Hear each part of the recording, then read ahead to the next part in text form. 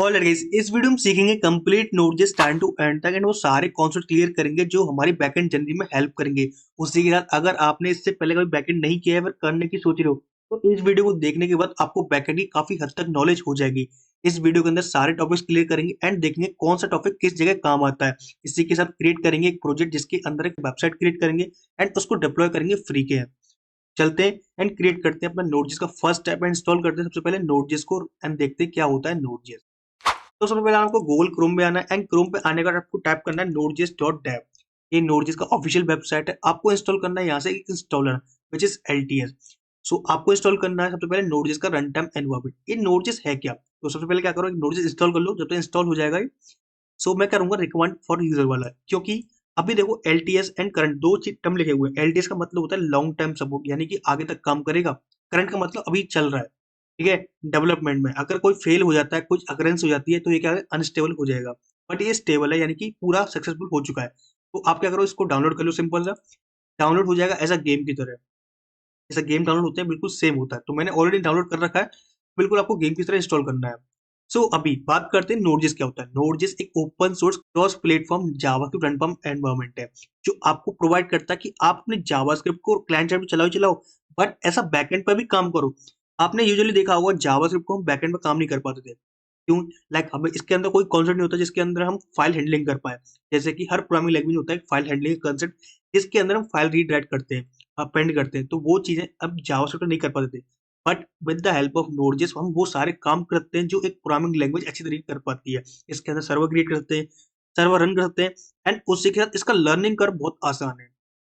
मतलब कि इसके अंदर जो फाइल सिस्टम होता है, जो इसका स्ट्रक्चर होता है, वो आपके अकॉर्डिंग होता है। आपने कह दिया कि मुझे इस फाइल नाम से चाहिए, ये जो मेरा प्रोजेक्ट है या फिर मेरी फाइल है, मुझे इस नाम से चाहिए, तो वो फाइल आपके उस नाम से ही हो जाती है। इसके अंदर हर पैटर्न आसानी से बन जाता है। लाइक आपको MVC बनाना है या फिर किसी भी पैटर्न में काम करना है, तो वो चीजें भी आसानी से हो जाती है। चलते देखते हैं इनका मतलब क्या है। तो इंस्टॉल हो जाएगा, उसके बाद आपको क्या करना है, सिंपल सा CMD ओपन करना है। CMD ओपन करने के बाद आपको सिंपल सर्च करना है क्या, नोड माइनस बी। ठीक है। अब नोड का मतलब क्या और माइनस बी का मतलब क्या है?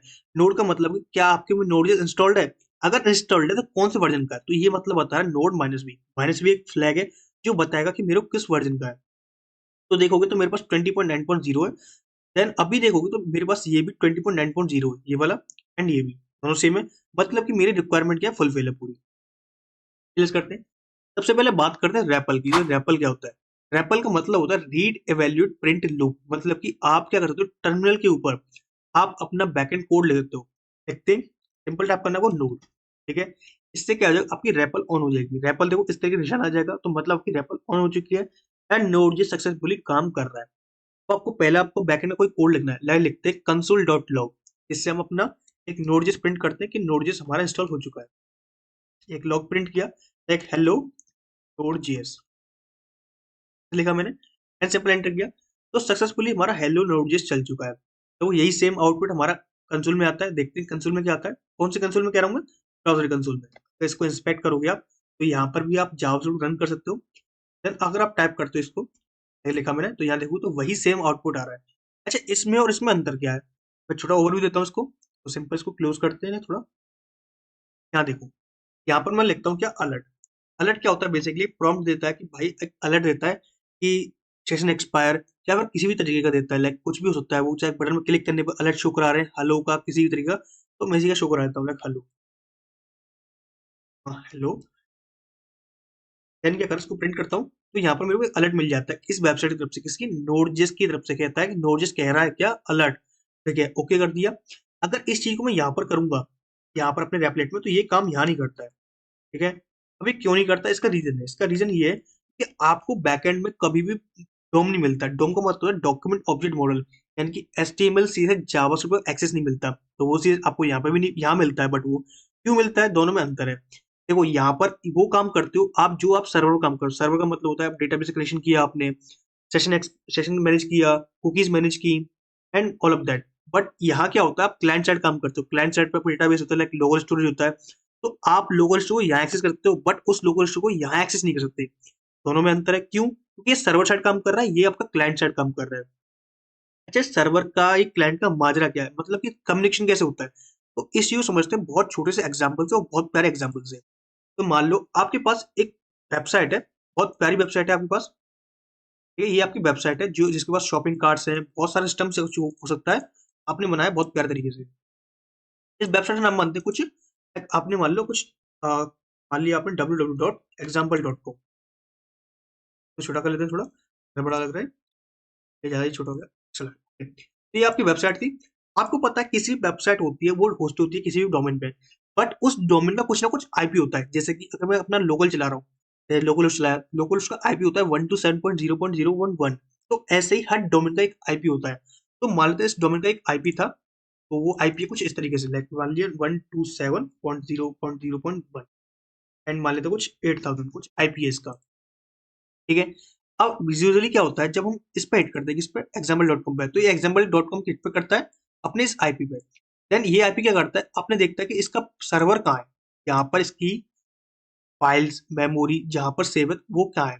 तो वो चीजें चेक करता है ये आईपी। इसने चेक की, इस चेक करने के बाद क्या करता है, यहाँ से इसको मिलता है रेस्पॉन्स। किसके रूप में मिलता है, सबसे मिलता है एचटीएमएल फॉर्म में, उसके बाद सीएसएस एंड जावा के रूप में। अगर नहीं होगा तब क्या मिलता है, 404 का पेज मिलता है। बट ऐसा अक्रेंस अगर उसको मिल जाता है तब वो इन तीन चीजों को रिटर्न करता है। ये तो आपको पता ही है।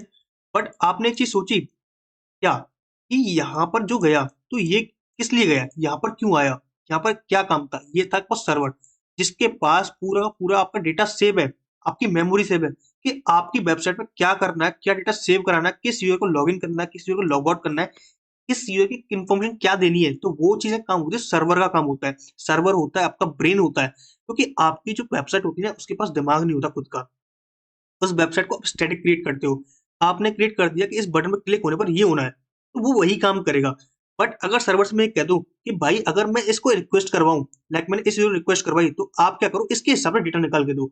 जितना भी डेटा मेरी मेमोरी के अंदर सेव है, मेरे दिमाग के अंदर स्टोर है, उस डेटा को निकाल के दो। तो वो काम का सर्वर का होता है, ना कि आपका क्लाइंट का। क्लाइंट क्या होता है, सर्व करने के लिए काम होता है। ठीक है। जैसे कि कोई होटल होता है, होटल के अंदर आप कोई ऑर्डर करते हो कि भाई मेरे को ये सामान चाहिए, तो आप किससे ऑर्डर करते हो, वेटर से। तो वेटर क्या है, क्लाइंट है जो आपको दिखावा कर रहा है। ठीक है, वेटर हो गया, एक होटल हो गया, एक क्लाइंट है।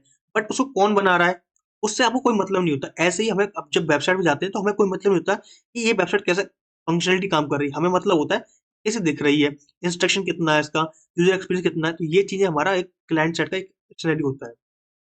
आई होप आपको समझ आया कि सर्वर कैसे काम करता है एंड क्लाइंट कैसे काम करता है। तो दोनों कॉन्सेप्ट क्लियर हुआ, तो चलते हैं अपने नोड.जेएस पे एंड क्रिएट करते हैं।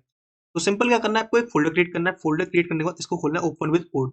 अच्छा, ओपन विद कोड का मतलब है आपको वीएस कोड इंस्टॉल करना पड़ेगा, उसके बाद आपको ये ऑप्शन मिलता है ओपन विद कोड का। अगर आपको पास वीएस कोड नहीं है तो आप सिंपल नोटपैड भी कर सकते हो, नोटपैड में भी सिंपल काम करेगा। बट नोटपैड में क्या होता है, आपको एक फंक्शनलिटी नहीं मिलती, किसका, टेंशन का नहीं मिलता, सपोर्ट नहीं मिलता एंड थोड़ा बहुत। ठीक है। सीरियस करते हैं एक ऐप क्रिएट करने के लिए आपको एक फाइल क्रिएट करनी पड़ेगी। अब फाइल का जो एक्सटेंशन होगा वो होगा .js, यानी कि जावास्क्रिप्ट। जो आप रन करते हो ब्राउजर में वही सेम यहाँ पर होगा। ये क्रिएट करते हैं, लाइक मान लो मैंने एक index.js क्रिएट किया। इसके अंदर देखते हैं क्या ये काम करती है फाइल। तो कंसोल लॉग किया हमने, तो रेपलेट में तो काम कर रही थी, क्या इस पर भी काम करती है, हेलो वर्ल्ड किया मैंने। इस हेलो वर्ल्ड को मैं प्रिंट कराता हूँ कहाँ पर, यहाँ पर टर्मिनल के अंदर। तो आपको लिखना है नोड index.js। इससे क्या होगा, मालूम पड़ जाए कि index.js हमारी रन कर रही है। तो मैं इसको रन किया, तो देखो हेलो वर्ल्ड मेरा सक्सेसफुली काम कर रहा है। ठीक है, इसको सीएस करते हैं। अब बात करते हैं मॉड्यूल्स के बारे में। मॉड्यूल्स क्या होते हैं, देखो ऐसा होता है कभी कभी हमको मालूम पड़ता है कि भाई हमारा वेबसाइट है, इसके अंदर कुछ चीज रिक्वायर्ड है, कि आईपी रिक्वायर्ड है। इस सिस्टम जो इस पर रिक्वेस्ट कर रहा है, जिस बंदा रिक्वेस्ट कर रहा है, फॉर्म फिल कर रहा है, इसने फॉर्म फिल किया, लेकिन किस सिस्टम से फिल किया, इसका सिस्टम को कॉन्फ़िगरेशन क्या था। ये चीजें निकालने के लिए हम यूज करते हैं कुछ ना कुछ मॉड्यूल्स का। आपको मालूम करना है कि इस ये यूआरएल था, लाइक आपके पास यूआरएल था http लोकल होस्ट 3000 एंड डाल दिया क्या, Krishna. Then all of that कुछ भी यूआरएल होता है। अब इस यूआरएल के अकॉर्डिंग आपको कुछ चीजें निकालनी, टास्क परफॉर्म करना है। इसका प्रोटोकॉल क्या है, इसका पोर्ट क्या है, इसका पेज क्या है, इसकी क्वेरी स्ट्रिंग क्या है, ये चीजें निकालनी है। एंड आपको निकालना है कि भाई इस फाइल का नाम क्या है, इस फाइल का एक्सटेंशन क्या है, ये फाइल अपलोड कैसे करनी है, इस फाइल का मतलब कुछ भी आपको इन्फॉर्मेशन निकालना होता है तो आप क्या करते हो, कुछ ना कुछ कोड लिखते हो। बट कैसा हो कि वो कोड आपको ऑलरेडी लिखा लिखा मिल जाए, आपको उसका यूज करना होता है। जैसे कि हमने कंसोल लॉग किया। अब ऐसा तो है नहीं कंसोल लॉग हमारा कोई फंक्शन है, मतलब कुछ अलग है। तो कंसोल लॉग का एक फंक्शन है जो किसी ने लिखा होगा, उसका हम इस्तेमाल कर रहे हैं, तो यहाँ पर हम हेलो वर्ल्ड कर रहे हैं, बट बिहाइंड द सीन हमने कभी जानने की कोशिश नहीं की तो इस कंसोल लॉग में लिखा हुआ क्या है। ठीक है, तो कंसोल लॉग में क्या सिंपल सा कोड लिखा होता है जिसको हम एक्सेस करते हैं। अगर इसमें देखोगे तो कंसोल लॉग में तो ये एक ऐसा कोड लिखा होता है जो बहुत हार्ड कोड होता है। तो ये किस लिए काम आता है, आपको मैसेज प्रिंट करता है। आपने क्या किया, ओनली मैसेज प्रिंट किया। तो ऐसे ही अगर हमें कोई स्पेसिफिक टास्क करना होता है, like OS related, path related, UR related, कुछ भी करना होता है, तो हमारे लिए नोड.js ने क्या कर रखा है, ऑलरेडी मॉड्यूल्स बना रखे हैं कि आप क्या करो कि आप उसको इंपोर्ट करो और जितना यूज है उतना करो। जैसे कि मान लो मुझे इस सिस्टम की कॉन्फ़िगरेशन निकालनी है कि ये सिस्टम किस प्लेटफॉर्म पर रन कर रहा है, तो निकालते हैं। तो पहला सिस्टम है, एक इंपोर्ट करते हैं किसको, ओएस को। आपको अगर कोई मॉड्यूल इंपोर्ट करना होता है तो आप लगाते हो ओएस रिक्वायर कीवर्ड का। ठीक है, आपने रिक्वायर कीवर्ड लगाया ओएस, ये क्या करेगा, रिटर्न करेगा एक मॉड्यूल को। मॉड्यूल किस में असाइन हो जाएगा, ओएस में। अगर इसको देखोगे तो इसका जो असाइनमेंट बन गया वो बन गया मॉड्यूल नाम से। अगर इसको लॉक करते हो आप, लॉग इसको ओएस को, देन देखते हैं क्या निकलता है। इसको मैंने रन किया, देन यहाँ देखोगे तो इतने सारे इसके अंदर फंक्शंस आ गए, इतने सारे फंक्शन इसके अंदर, लाइक आर्किटेक्चर है, अवेलेबल पैनल्स में, सीपीयू है, एंड लाइसेंस है, फ्री रैम है, गेट प्रायोरिटी, एंड बहुत सारे इसमें फंक्शन निकल गए। तो आप क्या कर सकते हो, इन फंक्शन का यूज करो और जितना भी चाहते हो जो आपको चाहिए वो आउटपुट लो। ठीक है, अच्छा मॉड्यूल्स का यूज क्यों करें भाई, हम खुद का भी तो कोड लिख सकते हैं ना, ऐसा नहीं है क्या कोड, बट आपको जब बना बना कोड मिल रहा है ना, तो आप उसको प्रायोरिटी ज्यादा दोगे, ना कि आप खुद का कोड। आप उसमें देखोगे कि मेरा कोड काम कर रहा है कि नहीं कर रहा, और 90% चांस है वो काम करेगा। बट ये जो कोड होता है वो नोड से आपको खुद प्रोवाइड कर देगा, तो आप इतना दिमाग नहीं लगाओगे कि आप खुद का कोड लगने बैठोगे। ठीक है, अब मॉड्यूल्स जो होते हैं ना वो दो तरीके होते हैं। एक होते हैं प्री डिफाइंड मॉड्यूल्स, जैसे कि आपने देखा ओएस मॉड्यूल, जो क्या कर रहा है, हमें ऑलरेडी प्री डिफाइंड मतलब बिल्ट इन मॉड्यूल जो ऑलरेडी बने बनाए, जैसे कि ओएस ने दे दिया, पाथ हो गया, यूआरएल, और बहुत सारे मॉड्यूल्स हैं। मैं एक मॉड्यूल बताऊंगा आपको। ऐसे ही और होते हैं, जैसे कि हम खुद के कस्टम भी क्रिएट करते हैं। आप चाहते हो, लाइक मुझे तो यार एक क्रिएट करना है मॉड्यूल। मॉड्यूल का काम ही होता है कि आप क्रिएट करो, उनको यूज करो। आपने इंडेक्स डॉट जेएस क्रिएट, ये भी एक मॉड्यूल है। अब कब तक ये मॉड्यूल है, जब तक आप इसमें एक्सपोर्ट स्टेटमेंट यूज नहीं कर रहे, तो कुछ फंक्शंस यूज नहीं कर रहे, कुछ एलिमेंट एक्सपोर्ट नहीं कर रहे। तो एक काम करते हैं, हम पहले एक्सप्लोर करते हैं कि यूजर डिफाइंड मॉड्यूल्स क्या होते हैं, यानी कि हमने खुद के क्रिएट किए मॉड्यूल्स को कैसे इस्तेमाल करते हैं। तो क्रिएट करते हैं, अज्यूम करते हैं हमें एक कैलकुलेटर बनाना है। एक कैलकुलेटर में फंक्शंस क्या होते हैं, एक सम करना, एक मल्टीप्लिकेशन करना, एक डिवीजन करना, एक अपना सब्ट्रैक्शन। तो इन चार ऑप्शन को परफॉर्म करते हैं। तो मैंने फाइल बनाई किस नाम से, कैलकुलेटर। तो मैंने फाइल बनाई कैलकुलेटर डॉट जेएस नाम से। अब इसके अंदर कुछ फंक्शन लिखते हैं, like const sum equals to simple सा, ये एक पैरामीटर ले रहे हैं ए और बी के फॉर्म में, एंड रिटर्न करके ए प्लस बी, सिंपल सा। एंड सब्ट्रैक्शन बनाया एक मैंने, सब्ट्रैक्शन जो क्या कर रहा है, ए माइनस बी रिटर्न कर रहा है मेरे को, सिंपल सा। एक मल्टीप्लिकेशन जो क्या कर रहा है, ए मल्टीप्लाई बी रिटर्न कर रहा है मेरे को, एंड सिंपल मेरे को एक डिवीजन जो क्या कर रहा है, डिवीजन प्रिंट कर रहा है मेरे को। ठीक है, अब मान लो कि ये तो मैंने बनाए, कुछ फंक्शन बनाए। इन फंक्शंस को मुझे यूज करना है किसमें, इंडेक्स डॉट जेएस में। बिकॉज मेरा ऐप कहाँ पे, इंडेक्स डॉट जेएस में। मुझे यूज करना है कहाँ, यहाँ पर इंडेक्स डॉट जेएस में। तो मुझे क्या करना पड़ेगा, इस कैलकुलेटर फंक्शंस को लाना पड़ेगा किसमें, इंडेक्स डॉट जेएस में। एक तरीका तो ये कंट्रोल ए सी सी किया और मैंने इसको यहाँ पेस्ट किया, बट ये तो कॉपी पेस्ट हुआ ना, ये हमारा कोई मॉड्यूल तो ही ना हुआ। मॉड्यूल तो हमारा इससे कहते हैं कि हमने रिक्वायर कीवर्ड लगाया, उसमें मॉड्यूल किया। तो इसको बनाने के लिए हमें यूज करना पड़ता है किसका, एक एक्सपोर्ट स्टेटमेंट का। ठीक है, एक्सपोर्ट का मतलब होता है कि इसको हमें भेजना है। अभी जो सारे फंक्शन है ये म्यूटेड स्टेटमेंट है, मतलब कि इन फंक्शन को आप इसी फाइल के अंदर एक्सेस कर सकते हो, इसके अलावा किसी और फाइल में नहीं ले जा सकते। बट मैं चाहता हूँ भाई ऐसा ना हो, मैं चाहता हूँ कि हर कोई एक्सेस कर पाए, कोई भी आए एक्सेस कर सके। तो हमें करना पड़ेगा, इनको एक्सपोर्ट करना पड़ेगा। तो लाइक आपको मान लो कि इसको सम को एक्सपोर्ट करना है, सम को, तो आप लिखोगे मॉड्यूल डॉट एक्सपोर्ट्स,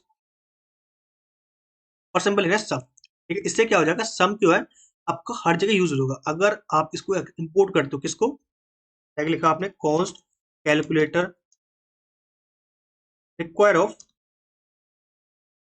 कैलकुलेटर। ठीक है, आपने किया, इसको लॉक करो कैलकुलेटर को, देन लॉक किया आपने कैलकुलेटर।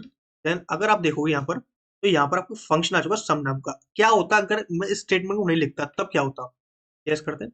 एंड देखो अभी कुछ भी नहीं आ रहा, एक एम्प्टी ऑब्जेक्ट आ रहा है, मतलब कि इसके अंदर कुछ भी नहीं है, आप कुछ भी यूज नहीं करते। बट आपने जैसे ही स्टेटमेंट को लगाया, तो यहाँ पर आपको एक फंक्शन आ किस नाम से, सम नाम से। ठीक है, अगर इसको यूज करना हो तो कैसे करेंगे, तो आपको सिंपल लिखना है क्या, ए और भी देना है। यहाँ पर जो आपको फंक्शन हुआ सम नाम से था, ए और बी, हाँ, कुछ भी 45 इन देना, कुछ वैल्यू देनी है। अगर वैल्यू देते हो तो आपको आंसर मिल जाता है कि प्लस हो गया, तो आपने खुद का मॉड्यूल क्रिएट कर लिया जहां पर आपने एक सम परफॉर्म किया। बट मेरे को 4 फंक्शन थे, तो मेरे को 4 को एक्सपोर्ट करना, तब क्या करूँ? तब देखो, बात ये है कि एक फाइल के अंदर आप एक ही चीज़ को एक्सपोर्ट कर सकते हो। डिफ़ॉल्ट एक्सपोर्ट कहते हैं इसको। पहले बोलते हैं हम इसको डिफ़ॉल्ट एक्सपोर्ट।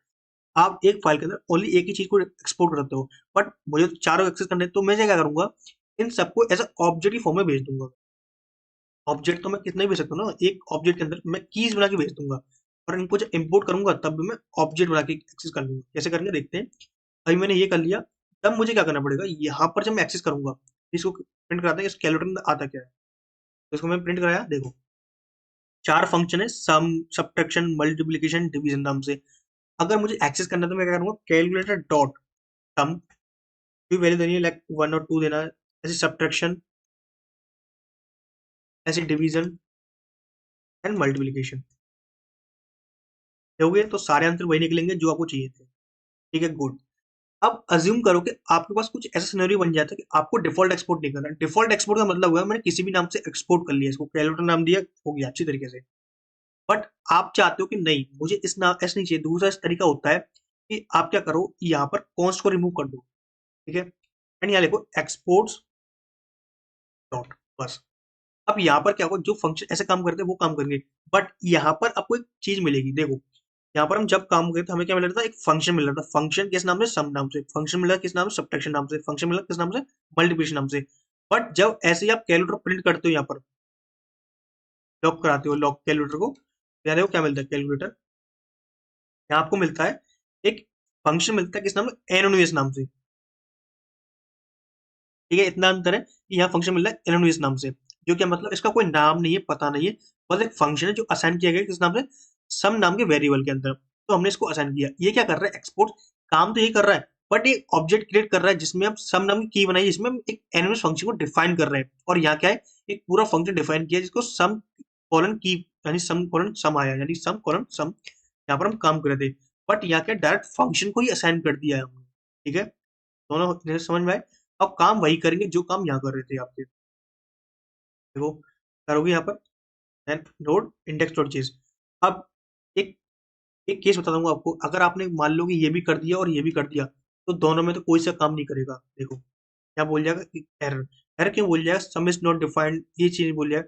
भाई सम तो ऑलरेडी है ना, ये सम ये रहा ऑलरेडी। अब तुम्हें क्या चाहिए, अब बोल रहे हो क्या, इसको काम करते हैं, इसको कौन लगा देते हैं, कौन लगा दिया। अब देखो, अब बोलेगा सब्ट्रैक्शन नॉट डिफाइंड, तो ऐसे ही हमें एरर देता है। तो एक मेक श्योर करें कि आप एक फाइल के अंदर एक ही तरीका स्टेटमेंट यूज करें। ठीक है, तो दो तरीके होते हैं एक्सपोर्ट करने के, तो मैंने आपको बताया। अब जैसे आपने एक्सपोर्ट करने के दो तरीके होते हैं, ऐसे इंपोर्ट करने के दो तरीके होते हैं। एक तो किया आपने कैसे, एक पूरा वैल्यू बनाया इसके अंदर कर लिया। एक था आपका, आप कर्ली ब्रेस लगाओ और फंक्शन के नाम से क्या, सम नाम से था, उस सम को एक्सेस कर लो, सम, सम मल्टीप्लिकेशन एंड डिवीजन, इस नाम से एक्सेस किया। देन इस कैलकुलेटर रिमूव कर दो और काम वही करेगा जो आपका आउटपुट पहले आ रहा था, वही आउटपुट सेम आएगा। देखो, हाँ, बट एरर इसलिए दे रहा है कि हमें क्या करना पड़ेगा, एक्सपोर्ट करना पड़ेगा और इसको क्लोज करना पड़ेगा स्टेटमेंट को। अब किया तो हमारा आउटपुट सक्सेसफुली आ चुका है। तो इस तरीके से हम यूजर डिफाइंड मॉड्यूल क्रिएट कर देते हैं जिसके अंदर हम खुद का कस्टम कोड लगा। आप आगे जब काम करोगे तब इसी तरीके का काम करोगे। आपको कोई सर्विस क्रिएट करनी है, कंट्रोलर क्रिएट करना है, या फिर कुछ भी तरीके के मॉडल क्रिएट करने हैं, तो आप इसी तरीके एक्सपोर्ट करते हो। ये स्टेटमेंट होता है, आप सिंगल एक्सपोर्ट कर रहे हो, यानी कि एक सिंगल वैल्यू को एक्सपोर्ट हो। जैसे मैंने ऑब्जेक्ट को एक्सपोर्ट किया, किसी क्लास को एक्सपोर्ट करना है तो उसके लिए, और यहाँ एक्सपोर्ट किया किसको, हमने एक किसी भी स्पेसिफिक टास्क को, वो उस फाइल के अंदर कितना बड़ा कोड लिखा हुआ है, तो जिस मतलब हमें पर्टिकुलर चीज एक्सपोर्ट करनी है तो उसके लिए हम इसको यूज कर सकते हैं। अब बात करते हैं प्री डिफाइंड मॉड्यूल्स के बारे में कि बिल्ट इन मॉड्यूल कौन कौन से, जैसे कि हमने बात की ओएस मॉड्यूल के बारे में, तो ये मतलब कि इनका यूज कैसे होता है वो देखते हैं। तो बात करते हैं ओएस मॉड्यूल के बारे में। तो सिंपल टैप करते हैं OS dot G, const OS लेना है, एंड रिक्वायर करना है किसको, ओएस को। रिक्वायर कीवर्ड किस लिए काम आ रहा है हमारा, किसी मॉड्यूल को इंपोर्ट करने के लिए। एक्सपोर्ट ऑलरेडी है वो, बट हमें क्या करना, इंपोर्ट करना है इसको। आपको सिंपल क्या करना है, लॉक करते हैं पहले इसके अंदर कौन कौन से फंक्शन मिलते हैं। इसका देखोगे तो हमें कहना नोड ओएस डॉट, कितने सारे फंक्शन है, तो हम क्या करते हैं एक एक एक्सप्लोर करते हैं। लाइक हमें मान लो क्या निकालना है, क्या प्लेटफॉर्म कौन सा, प्लेटफॉर्म फंक्शन है जो रिटर्न कर रहा है क्या, नोड जिस डॉट प्लेटफॉर्म। तो अभी देखोगे यहाँ पर क्या मिलेगा, हमें विंडो मिलेगा जो मैं यूज कर रहा हूँ। तो मैं विंडोज में काम कर रहा हूँ, विंडोज मेरे को मिल रहा है कि मैं प्लेटफॉर्म विंडोज पर रन कर रहा हूँ। ठीक है, अब देखोगे इसका होस्ट नेम क्या है, होस्ट नेम। होस्ट नेम मेरा कृष्णा है वैसे तो, बट देखो कृष्णा ही दिखा रहा है मेरे को। ओके, अगर मुझे निकालना है कि इसका टेम्प डायरेक्टरी पाथ क्या होता है, टेम्प का मतलब होता है कि आप जब कोई फोटो अपलोड करते हो तो फोटो अपलोड होके कहाँ जाती है, तो वो इस जगह जाती है। ठीक है, उसके बाद देखते हैं कुछ और नया, तो वो है आपका कम सीपीयूज के। आपके में सीपीयूज कितने हैं, सीपीयूज कितने हैं, देखो इतने सारे हैं। ये इतने सारे सीपीयू, इनकी लेंथ क्या है, तो लेंथ क्या करेंगे, इनको डॉट लगा के लेंथ फाइंड कर लेंगे। तो लेंथ फाइंड करनी है, लेंथ हमने इजीली फाइंड कर ली कि मेरे पास 4 सीपीयूज ऑलरेडी है। ओके, टेस्ट करते हैं। अगर मान लो आपको चेक करना है कि मेरे सीपीयू में कितना मेमोरी खाली है, तो आप लिखोगे CPU dot OS dot free में कितनी मेमोरी खाली है, तो निकाल देगा बाइट्स में। आप इसको कन्वर्ट करते हो अपने जीबी में, एमबी में, अपने अकॉर्डिंग। ठीक है, तो इतना मेमोरी मेरे में खाली है। अगर चेक करना है कि भाई कितना मेमोरी था, ठीक है, तो available memory, okay sorry not total memory, total memory कितनी है यहाँ पे, मैं टोटल मेमोरी मेरे में इतनी कुछ है। ये बाइट्स में इसको कन्वर्ट कर लो अपने हिसाब से जीबी में। ओके, तो इतना होता है। एंड और भी सारे सिस्टम है, लाइक और भी सारे मेथड्स के अंदर, लाइक लॉग करोगे एंड ओएस डॉट आर्किटेक्चर लिखो, कौन सा आर्किटेक्चर फॉलो कर रहे हो। तो मैं तो कुछ अ, ये वाला कर रहा हूँ, लाइक 4 बिट का। ठीक है, तो ओएस मॉड्यूल में बहुत सारे होते हैं। आप इसका यूज कर सकते हो कहाँ पर, जब आपको कोई सिस्टम कॉन्फ़िगरेशन निकालना हो तब उस जगह। एक मॉड्यूल और होता है जिसका नाम है पाथ मॉड्यूल। अच्छा, पाथ मॉड्यूल का मतलब क्या है, पाथ का मतलब क्या होता है, किसी भी लाइक हमें फाइल का पाथ दे दिया, उस फाइल के हिसाब निकलना है। अब दो तरह के पाथ होते हैं, पहला पाथ होता है क्या, एब्सोल्यूट पाथ। सेकंड होता है आपका रिलेटिव पाथ। रिलेटिव और एब्सोल्यूट में मतलब क्या है, अभी यहाँ पे देखोगे हमने कैलकुलेटर जेस को इम्पोर्ट किया था, तो यहाँ पर हमने डॉट लगाया था। वहाँ पे ये रहा, देखो डॉट लगाया था, इसका मतलब क्या है। चलो ठीक है, इसका मतलब है, एंड इसका मतलब क्या, जब हमने जब ओएस का इस्तेमाल किया तो ओएस में सिंपल ओएस लिख दिया। तो इन दोनों में आपने एक चीज देखी कि हमने यहाँ डॉट नहीं लगाया पर वहाँ डॉट लगाया। यहाँ डॉट इसलिए लगा क्योंकि ये फाइल हमारे अभी इस करंट फोल्डर में एक्सेस नहीं है, बट ये ग्लोबली है हमारे पास, इसलिए हमने क्या ओएस कर दिया, इसको सिंपल लिख दिया। और यहाँ क्या किया हमने, ये फाइल हमारे करंट फोल्डर में एक्सेस थी, ठीक है, तो यहाँ पर हमने क्या किया, डॉट कैलकुलेटर लगा दिया। एक मेक श्योर करना है कभी भी जब रिक्वायर कर रहे हो, अगर आप सीजे इस्तेमाल कर रहे हो यानी कॉमन जावास्क्रिप्ट इस्तेमाल कर रहे हो, तो वहां पर क्या करोगे, डॉट जे इस्तेमाल मत करना। बट अगर आप ES6 इस्तेमाल कर रहे हो यानी ECMAScript इस्तेमाल कर रहे हो, तो वहां पर आपको डॉट जेस लगाना पड़ेगा विद इनपुट स्टेटमेंट। ठीक है, मैं दोनों बताऊंगा। अभी हम इसी सीजे काम कर रहे हैं, इस वजह से मैं आपको नहीं बता पा रहा। तो सेकंड होता है आपका रिलेटिव पाथ। रिलेटिव पाथ में क्या करते हो, डॉट स्लैश इस्तेमाल करते हो। एब्सोल्यूट में बिल्कुल free face like C, user, that, all of that, जितना पूरा पाथ होता है वो चीजें। तो वो चीजों के लिए काम आता है पाथ मॉड्यूल। आपको दो ग्लोबल वेरिएबल्स मिलते हैं विच इज, आपको चेक करना है जो पाथ डॉट जेस है ना, इसका पूरा पाथ क्या है, तो मुझे निकालना है किस नाम से, फाइल नाम से। फाइल नेम लिखना है आपको, फिर आप इसको करते हो CLS नोड डॉट पाथ। तो यहाँ देखोगे तो ये पूरा पाथ है मेरे इस पूरे फाइल का, तो ये होता है आपका एब्सोल्यूट पाथ, मतलब कि प्रीफिक्स है कि यहाँ चले जाओ आपको ये फाइल मिलेगी ही मिलेगी। ठीक है, अगर आपको निकालना है कि इसका डायरेक्टरी नेम क्या है, तो मैं किस डायरेक्टरी में काम कर रहा हूँ, देखना अंडरस्कोर टू डन नेम। ये आपकी ग्लोबल वेरिएबल से, इसका पाथ मॉडल से कोई भी ताल्लुका नहीं है। इसका मतलब है कि आप नोड के अंदर वर्क करें तो नोड के अंदर आपको ये दो चीजें, आपको फैसिलिटी फ्री मिलती है। तो ये मेरी पूरी फोल्डर का नाम है। ये चीज आपको क्लियर हुई, ये ग्लोबल वेरिएबल से इनका पाथ मॉडल कोई भी ताल्लुका नहीं है, बट ये पाथ के अंदर काम आने वाले हैं, ये मैंने आपको बता दिया। इंपोर्ट करते हैं किसको, पाथ को, रिक्वायर ऑफ।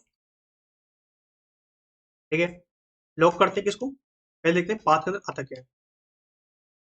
जस्ट किया, पाथ को देखा, तो इतने सारे फंक्शंस हैं, तो इनमें से कुछ फंक्शन हम एक्सेस करते हैं। लाइक हमें निकालना है, लॉक करते हैं। मान लो मुझे इस पाथ से इंडेक्स डॉट जेएस तक का पाथ चाहिए, इस पाथ से यानी पाथ डॉट जेएस वाली फाइल से इंडेक्स डॉट जेएस वाली फाइल तक का पाथ चाहिए। देखते हैं कैसे निकालते हैं। तो अब लिखना है पाथ डॉट ज्वाइन, ज्वाइन करना है। ज्वाइन करते हैं पाथ को, लाइक आपके पास बहुत सारे पाथ है, उनको ज्वाइन करना है, तब उसके लिए इस्तेमाल होता है। इससे आपका प्रीफिक्स एक पूरा पर्टिकुलर पाथ निकल पाओ, एक पूरा आर्गुमेंट देके एक पर्टिकुलर रिजल्ट निकल पाओ। यहाँ देख रहे हैं ना, join all argument together and normalize the result path. ठीक है, सबसे पहले देते हैं क्या, अंडरस्कोर टू डर नेम, जो क्या होगा, मेरी करंट डायरेक्टरी का नाम होगा। इस डायरेक्टरी से इंडेक्स डॉट जीएस तक का पाथ दे दो भाई, दे दिया मैंने। अब बताएगा देखो ये पाथ है पूरा, चले जाओ, तो यही पाथ है पूरा इंडेक्स डॉट जीएस का, इस गुड। तो आपको पूरा पाथ दे दिया इसने जॉइन में रख दिया। अभी जॉइन में यूज कहाँ पे है, अगर आप कोई फाइल अपलोड कर रहे हो, अब फाइल अपलोड करने के बाद आपको पहुंचानी किसी अपलोड फोल्डर में, तो फिर कहीं पर हो, तो आप उसके इस्तेमाल कर सकते हो इसका। या फिर किसी फोल्डर का नाम देना हो आपको, किसी फाइल को आपको अपलोड दे रहे हो, सर्वर पहुंचा रहे हो, क्लाइंट में पहुंचा रहे हो, तो उस चीज का इस्तेमाल कर सकते हो। बंद करते हैं और देखते हैं कुछ आपके मेथड्स लॉग करना है, तो देखते हैं क्या पाथ डॉट टर्निंग। ठीक है, डायरेक्टरी नेम निकालना है, जिसमें पाथ दे दो किसी भी स्ट्रिंग का, तो देते हैं क्या फाइल नेम। इसका डायरेक्टरी नेम निकालो भाई, तो निकाल दिया भाई, इसका डायरेक्टरी नेम ये है। जो हम इस काम से इसको कर पा रहे थे अंडरस्कोर डर नेम से, जो एक वेरिएबल था उसकी मदद से कर पा रहे थे, वो काम हमने यहाँ से कर लिया है। ठीक है, ऐसे ही आपको निकालना है फाइल नेम। एक और सारी भी है, लाइक आपको निकालना है इसका बेस नेम क्या है, यानी कि इस फाइल नेम का बेस नेम क्या है, देखते हैं। तो इसका बेस नेम है part dot GS. Base name मतलब पूरी फाइल का नाम क्या है, पार्ट डॉट जीएस। एक्सटेंशन निकालना है, कौन सा एक्सटेंशन फॉलो कर रहा है, तो एक्सटेंशन नेम इस डॉट जीएस, आगे डॉट जीएस क्लोज करते हैं और चलते हैं डॉग पाथ डॉट रिलेटिव।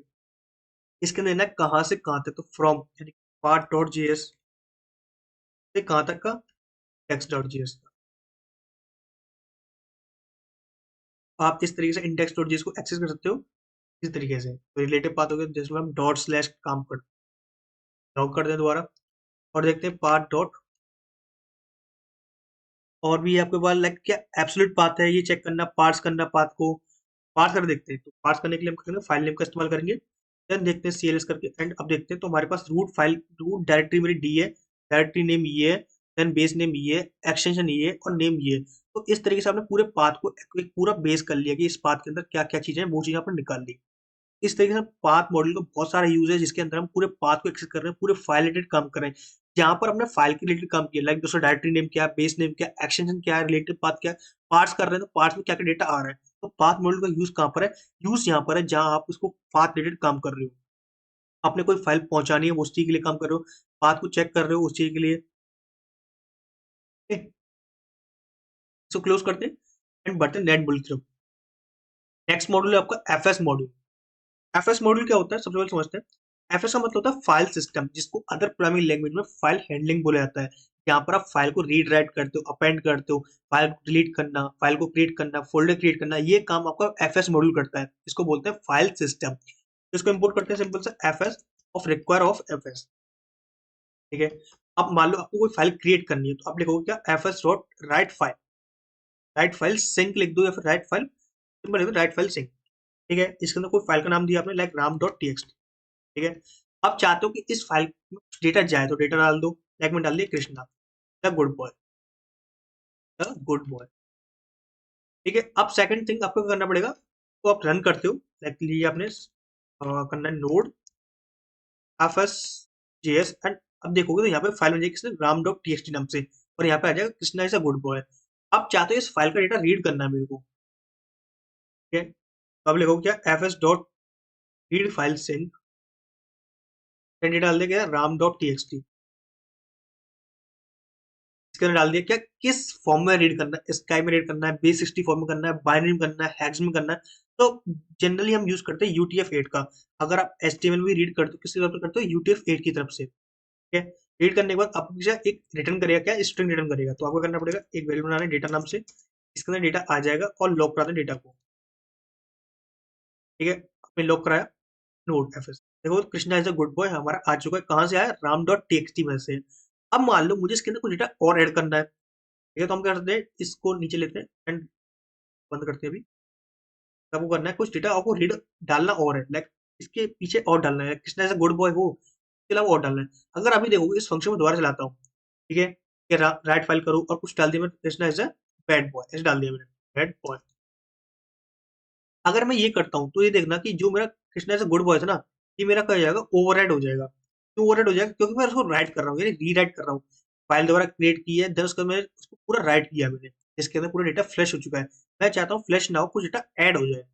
मुझे क्या करना पड़ेगा, एक मॉड्यूल एक मेथड यूज करना है जिसका नाम है अपेंड। तो आप लिखोगे क्या, इसको कॉपी कर लो, देन यहाँ डाल दो, देन इसको रिमूव किया, देन इसका डालो क्या अपेंड फाइल से, ये डाल दिया Ram is Krishna boy, then good boy, Ram dot TXT में क्या करो, Krishna is a good boy को अपेंड कर दो।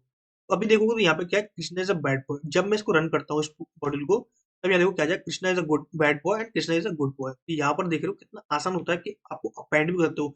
यहाँ पर आपको कोई मोड नहीं देना, लाइक आपको मोड देते हो RWX कुछ ऐसे देते हो, तो वो चीज आपको यहाँ नहीं देनी पड़ती। यहाँ पर सिंपल आपको मेथड दिए हुए हैं, उनको कॉल करो, अपना काम करो। अब आपको यहाँ पर दो तरीके के आपको मॉड्यूल मिलते हैं, दो तरह के मेथड मिलते हैं, which is synchronous and asynchronous. Synchronous और एसिंक्रोनस मतलब क्या होता है, वो चीज समझते हैं। सिंक्रोनस का मतलब है कि पहले भाई मैं अपना काम करूंगा, उसके बाद मैं तुम्हें काम करने दूंगा। एसिंक्रोनस का मतलब है भाई कि मैं आ जाऊंगा, तुम अपना काम करो, कोई दिक्कत नहीं, मेरा वेट मत करो। तो ये काम होता है एसिंक्रोनस का, सिंक्रोनस का। तो मतलब ये है कि सिंपल सा कि भाई जावास्क्रिप्ट में क्या होता है कि अगर आप इसको इस्तेमाल करते हो, किसको, सिंक को, आपने इस्तेमाल किया fs dot write file sync को, देन आपने कुछ लगा दिया लाइक हेलो, ऐसे लगा दिया, जो एक फाइल क्रिएट करेगा किस नाम से, राम डॉट टीएक्सटी नाम से, ठीक है, इस नाम से क्रिएट करेगा। अब मान लो कि आपने कुछ लॉग लगा दिए, जो लॉग्स होते हैं, कुछ एपीआई हो सकती है, कुछ आपने कॉलिंग की, कुछ फंक्शन होते हैं जो काम कर रहे हैं, लाइक कंसोल 1, कंसोल 2। ऐसे आपने क्या किया, इन कंसोल्स को नीचे भी लगा लिया, जिससे मालूम पड़े काम कर रहे हैं कि नहीं। तो यहाँ देखना कि क्या होगा, 3 और 4, और लगता है क्या, लॉग कर लेते हैं क्या, फाइल क्रिएट। अगर फाइल क्रिएट हो जाती है तब ये काम करेगा। किसको, अगर ये क्रिएट होता है तो इसका ये फंक्शन चलेगा, ये रिटर्न करेगा हमें कुछ चीजें, रिटर्न नहीं करेगा क्योंकि ये एक वॉइड रिटर्न करता है, मतलब खाली रिटर्न करता है। तो अगर रन करते हैं तो राम डॉट टीएक्सटी क्रिएट होगी। यहाँ देखना, पहले कन्फर्म 1 चला, 2 चला, देन फाइल क्रिएट हुई, देन इसके बाद 3 4 चले, मतलब कि इसने क्या किया, फाइल क्रिएट होने का वेट किया, यानी फाइल क्रिएट होने का वेट किया, 3 4 भी जब चला उसके बाद। अगर इसको मैं इसको करता किससे, फाइल से, देन इसके बाद Ram dot TXT and simple एक लगाया हमने, क्या, एक कॉल बैक, जो क्या करेगा, एक एरर देगा हमें। अगर हम चेक कर लेंगे, अगर कोई एरर आता है, एरर आ रहा है, तो क्या करो, थ्रो कर दो एरर को, ठीक है। इससे क्या कर सकते हैं, तो एरर, अगर एरर नहीं है तो लॉग करो क्या, फाइल क्रिएटेड, फाइल क्रिएटेड, ठीक है। इसको रिमूव कर दें क्योंकि इसका स्कोप इसके अंदर है। अगर आप देखोगे इसके दोनों में अंतर देखना, तो यहाँ फाइल क्रिएट हुई किस नाम से, राम डॉट टीएक्सटी, बट यहाँ क्या किया उसने, ये सारी जो स्टेटमेंट थी वो चला ली, 4 स्टेटमेंट, बट उसके बाद क्या किया, फाइल को क्रिएट किया, यानी कि वेट नहीं किया हमने इसका।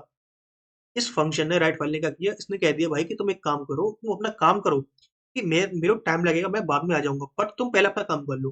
बट इसने क्या कहा, जब सिंक्रोनस काम कर रहे थे, भाई तुम मेरा वेट करना पड़ेगा, क्यों, क्योंकि जब तक मेरा काम नहीं होता, जब तक मैं तुम्हारा काम नहीं होने दूंगा, ठीक है। आई होप आपका दोनों कॉन्सेप्ट क्लियर हुआ होगा। अब मान लो आपको ये फाइल डिलीट करना है, तो डिलीट के लिए हम इस्तेमाल यूज करते हैं किसका, अनलिंक का। तो आपको लिखना है fs डॉट अनलिंक, दोनों तरफ फंक्शन मिलेंगे, अनलिंक मिलेगा, अनलिंक सिंक मिलेगा। तो ऐसे ही आपको दो फंक्शन तरीके मिल जाएंगे उसमें। अनलिंक लिखना है आपको, ठीक है, बाद देना क्या, राम डॉट टीएक्सटी, ठीक है। ऐसे किया तो डिलीट हो चुकी फाइल। अगर मैं उसको दोबारा हिट करता हूँ तो मुझे मिलेगा कि एरर, एरर क्यों मिल रहा है भाई, आपने अनलिंक तो इस्तेमाल कर लिया, बट कोई जो फाइल दिया है ना, आपने पाथ दिया है, वो फाइल है ही नहीं, डायरेक्टरी में है ही नहीं कुछ, तो आपको क्या करना पड़ेगा, वो फाइल को क्रिएट करना पड़ेगा। अब मान लो आपको चेक करना है, कंडीशन हो सकता है कि आपने कोई वेबसाइट बनाया, कोई भी सर्वर होता है, उस टाइम पे अगर ये एरर आता है तो उसको हैंडल कैसे किया जाएगा। उसको हैंडल करो किसकी तरफ से, एक इफ की तरफ से। इफ नहीं करना, const data equals to effort dot exist file sync, exist sync लिख लो सिंपल सा। इसके अंदर चेक करना क्या, राम डॉट टीएक्सटी है कि नहीं पास, और लॉक करा दें डेटा को, लॉक कराया, देखोगे अभी बोल रहा है फॉल्स। इसी बेस पे चेक करोगे कि आप अगर फाइल होती है इफ डेटा, देन क्या करोगे, F S dot link file sync कर दोगे, तो फाइल है नहीं तो हमारा एरर नहीं देगा। तो इस तरीके से आप क्या करते हो, एरर को रिजोल्व कर देते हो। यहाँ पर आप एग्जिट चेक कर रहे हो कि भाई फाइल है कि नहीं। ये काम कहाँ आएगा, ये काम आएगा जब आपने कोई फाइल अपलोड की और आपको उसको डिलीट करना है, तो डिलीट करने से पहले चेक करो फाइल ऑलरेडी एग्जिस्ट है कि नहीं, अगर है तब डिलीट करो, नहीं तो मत करो। इससे क्या होगा, आपका एरर भी नहीं आएगा। आपको मान लो कोई डायरेक्टरी क्रिएट करनी है, आप चाहते हो क्रिएट डायरेक्टरी क्रिएट करनी है, तो आप लिखोगे एफ एस डॉट एम के D I R, directory create करनी है किस नाम से, सिंक कर लेते हैं इसको, किया आपने राम, तो क्रिएट करोगे, देन देखोगे डायरेक्टरी क्रिएट हो जाएगी राम नाम से, ठीक है। अगर चाहते हो इसको डिलीट करना तो वही F S dot unlink dir, R M D I, sorry R M D I, इस नाम से, राम नाम से, तो डिलीट कर देते हैं। लिंक भी करना पड़ेगा, नहीं तो हमें कॉल भी देना पड़ेगा। कॉल भी कैसे देते हैं, सिंपल ऐसा, जिसमें एरर मिल रहा है हमें। मैं कैसे बता पा रहा हूँ कि आपको एरर मिल रहा है, क्या देखो यहाँ पे बताता है, तो देखना, जब कॉल भी देते हो तो यहाँ पे एक कॉल बैक मिलता है, जिसमें क्या मिल रहा है आपको, एक नॉर्मल मिल रहा है, नो पैरामीटर्स, मतलब कुछ भी नहीं है उसमें, क्या रिटर्न कर रहा है, वर्ड रिटर्न कर रहा है। जब आप रिटर्न कर रहे हो इसको, तो मैंने इसको रिटर्न किया, देखो यहाँ पर तो क्या बता रहा है, एक एरर मिलता, एक मिल सकता है नोट जिस एरर एक्सेप्शन, अगर नहीं मिलता तो नल मिलेगा आपको, ठीक है। तो अब एरर तो हमारा आना नहीं क्योंकि हमारा राम डायरेक्टरी ऑलरेडी है। तो लॉक करते हैं इसको कि अगर एरर आता है तो करते हैं क्या, if error pro error, lock करते हैं डायरेक्टरी रिमूव। स्पेलिंग गलत है कोई दिक्कत नहीं, बट चलता है इतना तो। एंड इसको आप प्रिंट कराओगे तब देखोगे डायरेक्टरी रिमूव हो चुकी है। अगर मैं दोबारा रन करता हूँ तो यहाँ पे एरर बोलेगा, क्यों? क्योंकि भाई आपका ना सिंपल बात ये है कि आपने कर तो लिया है, बट आपका ये है कि वो फाइल है ही नहीं, जो डायरेक्टरी दी आपने एग्जिस्ट ही नहीं करती। तो वो चीज आप इसकी तरफ से कर सकते हो। आपको चेक करना है कि इस फोल्डर के अंदर कितना आपका डेटा है। मान लो एक फोल्डर क्रिएट किया इस नाम से, अपने कृष्णा नाम से, इसके अंदर से सारी फाइल्स है। लाइक अपने ये फाइल्स के 1 2 3 4, ये फाइल्स आपने इसके अंदर डाल दी कॉपी करके, मैंने कॉपी किए। ठीक है, आप चाहते हो इस फाइल के अंदर का डेटा निकालना है कि इस फाइल के अंदर कितनी फाइल्स है, तो करना fs डॉट dir। तो आपको यहाँ पे सारे ऑप्शन मिल जाएंगे, रीड dir। तो हमें करना है किस वाली को, कृष्णा वाली को। करते हैं लॉक, करते हैं लॉक, मैंने लॉक किया एंड यहाँ पे प्रिंट कर देना सिंपल। देखते हैं क्या आंसर मिलता है। तो हमने किया तो यहाँ देखोगे तो इनवैलिड बोल रहा है। क्या बोल रहा है भाई, किस कॉल बैक नहीं दिया, तो कॉल बैक दे लेते हैं। तो कॉल बैक पास करना है हमें, कॉल बैक। जब कॉल बैक मिल ही रहा है तो एक काम करते हैं, इसको रिमूव करते हैं कैंसिल लॉक को, फिर दो डेटा मिलेगा कॉल बैक के अंदर मिल जाएगा। तो यहाँ देखोगे आपको मिलेगा एक एरर, एक मिलेगा डेटा। ठीक है, यहाँ देखो मिल रहा है ना, एक तो मिल रहा है कॉल बैक में एरर मिल रहा है, एक मिलता है फाइल्स का एक स्ट्रिंग एरे। ठीक है, तो एक डेटा मिल जाएगा हमें। तो डेटा को प्रिंट करना हमें, क्या लिख लो, या फिर स्ट्रिंग लिख लो, फाइल्स लिख लो, अपने अकॉर्डिंग लॉक कर लो किसको, डेटा को, क्योंकि हमारा डेटा है ऑलरेडी। अगर एरर आता है, अगर एरर आता है तो एरर को रिजॉल्व कर लो। एरर तो एरर कर लिया हमने। अब इसको सीएस करते हैं, देन आप प्रिंट करते हैं। तो यहाँ देखोगे आपको ये फाइल्स मिल रही है, calculator dot JS, FS dot JS, index dot JS, OS dot JS, path dot JS. अब इनको पढ़ना कितना आसान हो गया, क्योंकि आपको क्या करना है, पाथ मॉड्यूल को इस्तेमाल करना है, इसके अंदर जाना है एंड इन फाइल्स के अंदर जो डेटा है उनको आप एक्सेस कर सकते हो इजी तरीके से। तो आपने क्या किया, एक पूरी डायरेक्टरी को आप पूरे पढ़ सकते हो। ठीक है, तो इसको हम क्लोज करते हैं। अभी आपको समझ में आया ये कैसे काम करता है, तो रिमूव करते हैं, चलते हैं नेक्स्ट पार्ट पे। ठीक है, आई होप आपको ये पूरा क्लियर हो गया एफएस मॉड्यूल कैसे काम कर रहा है यहाँ पर। ठीक, अब बात करते हैं यूआरएल मॉड्यूल के बारे में। यूआरएल डॉट जीएस, यूआरएल का मतलब क्या होता है, जो भी आप स्ट्रिंग देते हो, लाइक आपने ये यूआरएल दिया क्या, node.js डॉट org, ये यूआरएल था। आप इसकी चाहते हो कि इसकी इन्फॉर्मेशन निकालना है, तो आप लिखो const url equals to new, not new is required of URL. ये यूआरएल था यूआरएल। ठीक है, अब मान लो इस यूआरएल को हमें देखना है कि इसके अंदर क्या क्या डेटा है। तो पहले चेक करते हैं यूआरएल मॉड्यूल के अंदर क्या आता है। यूआरएल के अंदर चेक करते हैं यूआरएल, तो सीएलएस करते हैं, लिखना नोड यूआरएल डॉट जेएस।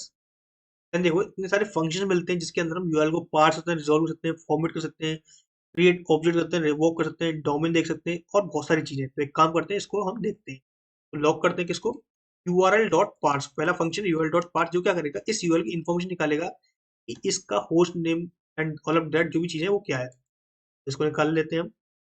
क्या देखोगे, एक यूआरएल था जिसका प्रोटोकॉल है https स्लैशेस, है क्या है भाई, ऑथ है नहीं है, होस्ट रिक्वायर्ड मतलब कि होस्ट है, तो node.js.org, मतलब कि जो होस्ट नेम है वो क्या है, node.js.org। ठीक है, हैश है क्या, नहीं है, सर्च स्ट्रिंग है नहीं है, क्वेरी है नहीं है, पाथ नेम क्या है, इंग्लिश, जो अपना पाथ नेम दिया ना पीछे ये वाला, पाथ क्या है ये वाला, href क्या है पूरा ये वाला, यानी पूछा हाइपरलिंक क्या है ये वाला। अगर मान लो क्वेरी स्ट्रिंग का मतलब है, क्वेरी स्ट्रिंग का मतलब अब यहाँ पे लगा दिया मैंने क्या, नेम इक्वल्स टू एलटीएस, ऐसे लगा दिया मैंने। ठीक है, अब इसको मैं सीरियस करता हूँ एंड अब इसको प्रिंट करता हूँ। तो यहाँ देखोगे तो क्वेरी स्ट्रिंग में क्या होता है, सर्च ये डेटा आ चुका है। ठीक है, आप चाहो थोड़ा प्रॉपर फॉर्मेट में आ जाइए, तो आप लिख सकते हो यहाँ पर ट्रू, दे सकते हो ट्रू। तो ट्रू से क्या होगा, ये मालूम पड़ जाएगा ये क्या है, जेसन फॉर्म में कन्वर्ट हो जाएगा। क्या देखना, आपको मिलेगा ये क्वेरी ऐसा जेसन फॉर्म में। तो यहाँ पर पहले क्या मिल रहा था आपको, एक सिंपल सा एक मिल रहा था बिल्कुल टेक्स्ट प्लेन में, यहाँ क्या मिल रहा है आपको एक पूरा जेसन फॉर्म में। तो इसको एक्सेस करना कितना आसान हो गया। आप क्या कर सकते हो, यहाँ पर लिखोगे क्या, डॉट क्वेरी, ये देखोगे तो क्वेरी स्ट्रिंग को आप कितना इजी एक्सेस कर पा रहे हो। डॉट क्वेरी डॉट नेम, क्या देखो तो एलटीएस आ चुका है। ठीक है, तो क्वेरी स्ट्रिंग करना कितना आसान हो गया यहाँ पर। तो देख रहे हो नोड.जेएस के अंदर कितनी आसानी से चीजें आप आसान कर पा रहे हो, क्योंकि नोड.जेएस आपको खुद प्रोवाइड कर रहा है, आपको कोई भी एक्स्ट्रा लाइब्रेरी इस्तेमाल करने की जरूरत ही नहीं पड़ रही है यहाँ पर। ठीक है, और एक्सेस करते हैं, लाइक आपको एक यूआरएल क्रिएट करना है, तो हमने किया कॉन्स्ट, लिखना है आपको लॉग यूआरएल डॉट फॉर्मेट। आपको खुद का यूआरएल क्रिएट करना है जिसके अंदर प्रोटोकॉल जो होगा मान लेते हैं वो होगा HTTPS। ठीक है, एक होगा क्या, सर्च होगा, क्या कहते हैं like name equal to, search किया बेसिकली एक ऑब्जेक्ट मान लेते हैं इसको, एक ऑब्जेक्ट ये देखते हैं। हाँ, ऑब्जेक्ट लाइक दिया क्या, नेम इक्वल्स टू कृष्णा। ठीक है, अब मान लेते हैं कुछ उसका href होगा, तो देते हैं क्या, http code with Krishna dot com.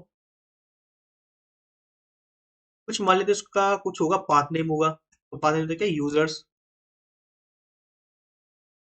मतलब बता रहा हूँ आपको इस इंफॉर्मेशन के साथ आप खुद का यूआरएल कैसे क्रिएट करते हो। ठीक है, तो वैसे आप क्रिएट नहीं करोगे बट आपको बता देता हूँ कैसे काम करता है ये। तो code with Krishna dot com.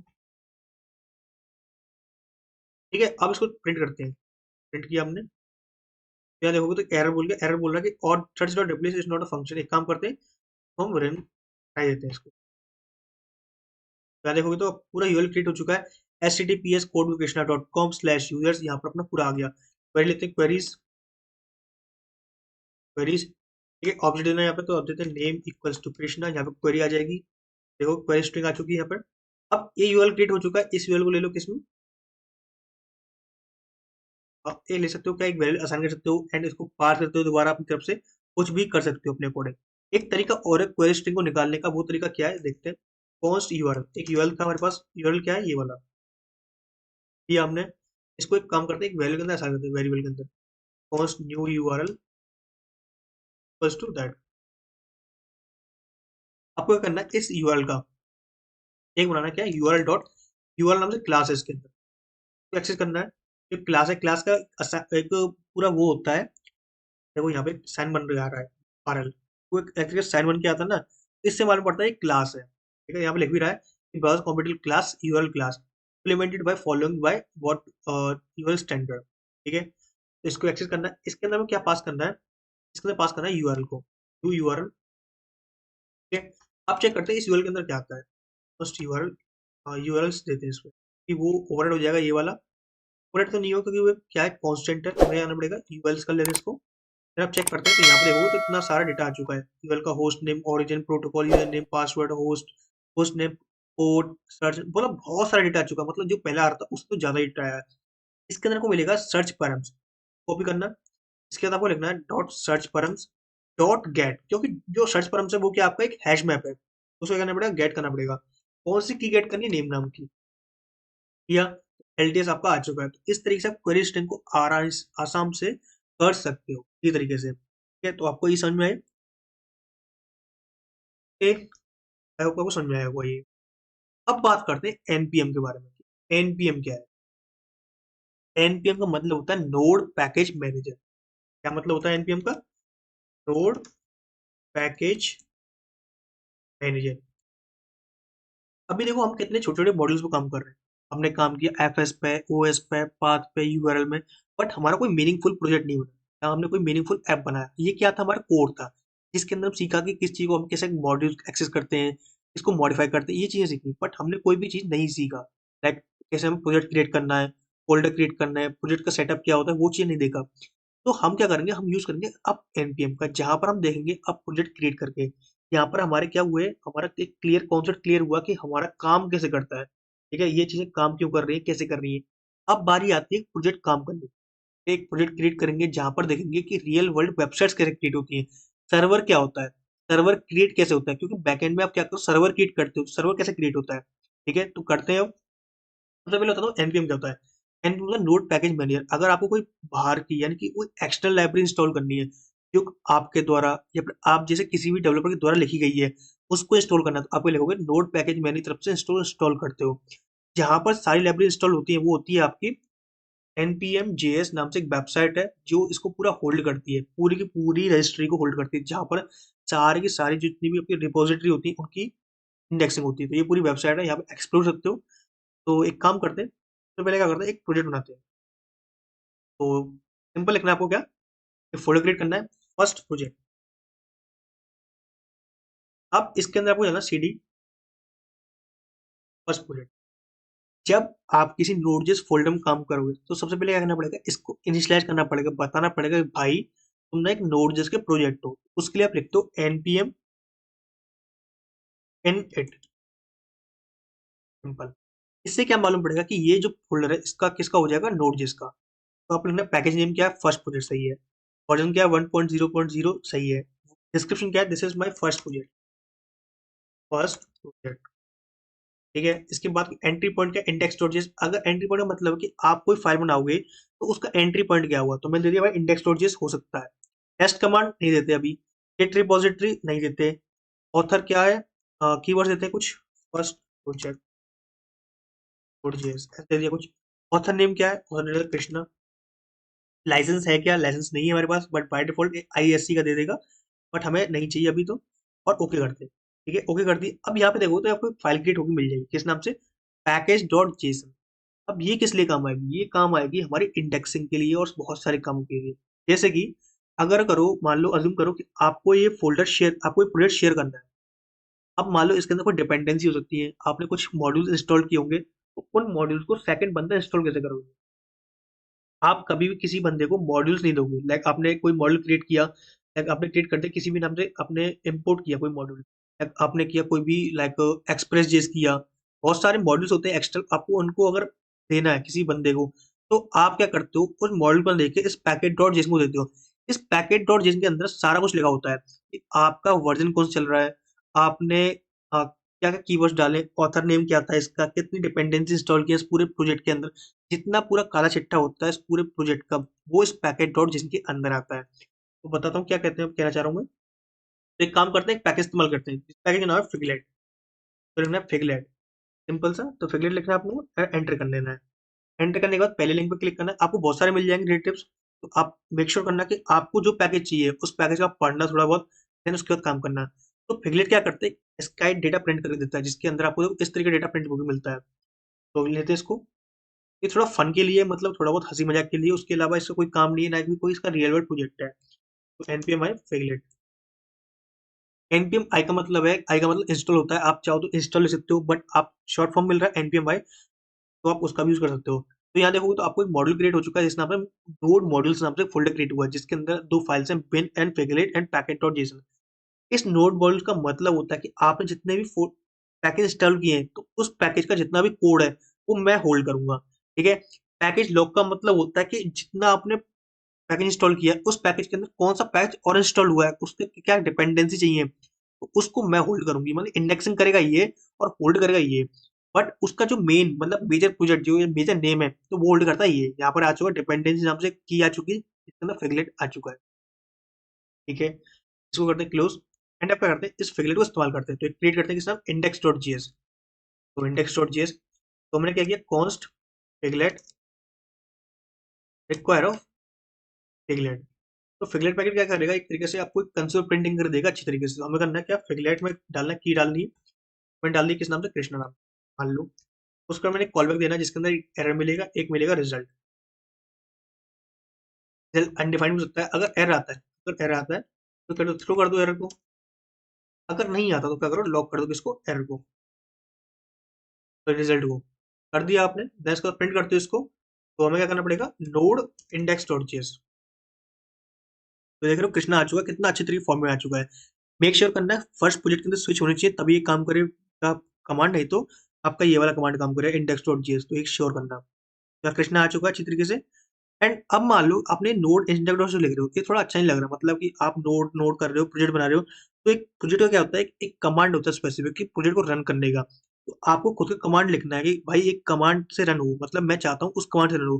तो आपको पैकेट डॉट जिसमें आना है, एंड यहाँ पर एक टैग मिलेगा किसना, स्क्रिप्ट टैग से। तो इसको क्या रिमूव कर दो, जितना भी डेटा इसके अंदर इसको रिमूव कर दो। क्या करना है आपको, सिंपल कमांड लिखनी है किस नाम से, मुझे स्टार्ट करना है इस प्रोजेक्ट को, स्टार्ट कमांड लिखनी है किस नाम से, index node index dot GS, ठीक है। जब भी मैं क्या करूँ, npm रन स्टार्ट करूँ, तब मेरे को ये कमांड फायर होनी चाहिए, कौन सी, नोड इंडेक्स डॉट जेएस। अब मैंने फायर कर दी, तो यहाँ देखोगे तो node index dot JS run हुई। उसके अंदर क्या हुआ, कृष्णा मुझे प्रिंट होके मिल गया, जो मेरा आउटपुट था। तो यहाँ पर मैंने क्या किया, सक्सेसफुली अपनी स्टार्ट कमांड को रन कर दिया। अब ये स्टार्ट कमांड मेरी हेल्प करेगी जब मैं प्रोडक्शन में जाऊंगा, तो प्रोडक्शन में क्या करेगा, ये पैकेट डॉजिन क्या करेगा, मेरी डिपेंडेंसी को इंस्टॉल करेगा। अज्यूम करो मैंने पैकेट मॉड्यूल हटा दिया, ये वाला मॉड्यूल कर दिया एंड ये वाला भी रिमूव कर दिया। अब मान लो पिगलेट इंस्टॉल किया था कितनी मिनट से, वो मेरा इंस्टॉल अनइंस्टॉल हो गया। मैं क्या करूं, आप एक काम करो, सिंपल करो npm i, सिंपल सा। अभी ये क्या करेगा, पैकेट डॉट है, तब चेक करेगा पैकेट डॉट है, ये नोटबुल इंस्टॉल कर दिया जिसके अंदर हमारे पास पिगलेट था, वो दोबारा आ चुका है। ठीक है, अगर मैं दोबारा अपना प्रोजेक्ट रन करता हूँ npm स्टार्ट, तो यहाँ देखोगे तो मेरा पूरा प्रोजेक्ट आ चुका है दोबारा से। ठीक है, मेक श्योर करना पैकेट डॉट होनी चाहिए। अगर मान लो मैं इसको रिमूव कर दूँ, इसको रिमूव कर दिया और इसको रिमूव कर दें, इसको रिमूव कर दें, देन अब क्या करना, सीएलएस करते हैं एंड अब देखो तो यहाँ बोलेगा एक एरर। एरर क्या बोलेगा, भाई फेवरेट पैकेज नहीं है हमारे पास, कुछ भी दो। ठीक है, ये रिस्टार्ट तो बोल रहा है, स्टार्ट क्यों बोल रहा है, क्योंकि इसको कुछ ना कुछ कैचे पड़ा हुआ। एक काम करते हैं, दोबारा रन करते हैं। ठीक है, यहाँ पर क्या होगा, आपको कुछ भी नहीं बोलेगा। क्यों नहीं बोलेगा, क्योंकि आपका फेवरेट पैकेज है ही नहीं उसके पास। अगर इस पैकेज को दोबारा डाल देते हो एंड उसी के साथ क्या करते हो, एनपीएमआई कर देते हो एक बार, आपको आउटपुट अच्छी तरीके मिल जाएगा। जो आउटपुट आ रहा था वो एक्चुअली मिल जाएगा आपको। तो करते हैं इसको फास्ट, क्या दोबारा देखते हो, एनपीएम स्टार्ट किया तो यहाँ देखो तो मेरे को कृष्णा मिल चुका है मेरे को, क्या भाई आ गया। ठीक है, इस तरीके से आप किसी पैकेज को इंस्टॉल कर सकते हो। ठीक है, तो ये काम होते हैं हमारे पिगलेट के। और भी सारे मॉड्यूल्स हैं जो आप फन के लिए इस्तेमाल करते हो, आप बाद में इंस्टॉल करोगे जब आप काम करोगे। लाइक स्लगीफाई होता है, बहुत सारे पैकेज होते हैं, आप एक एक कर इस्तेमाल करोगे। एक पैकेज बताता हूँ जो आपके बहुत काम आएगा, बहुत बहुत बहुत काम आएगा। उसका नाम है npmi http स्टेटस। आपको इंस्टॉल करना है, इसको इंपोर्ट करना है, http status require of http status. आपको मान लो निकालना है किसका, जब कोई ओके कोड आता है, लिखा था ना रेस्पॉन्स डॉट ओके, कभी कभी जो आता है एपीआई फैच करते थे वो लिखा था response dot okay, response dot created, bad request आती है। आप क्या करते हो, उनके कोड भेजते हो, कैसे भेजते हो, यहाँ पर वो लिखते हो http स्टेटस डॉट ओके, तो ये लिखा आपने। इसका कोड क्या होता है बाय डिफॉल्ट, या उसका होता है 200। तो यहाँ देखो, अरे इसको pm runs pm runs start, यहाँ देखोगे तो यहाँ मिलता है, इसका कोड क्या मिलता है, बेहनसिन 200 मिलने को। तो यहाँ देखो 200 मिल गया। एस चाहते हैं क्रिएटेड का, तो क्रिएटेड का क्या होता है, क्रिएटेड। सेकंड होता है आपका bad request, bad gateway, unauthorized, और बहुत सारे लाइक आपको देख सकते हो, कुछ भी देख सकते हैं लाइक क्लाइंट या कुछ कंटेंट देखते हैं।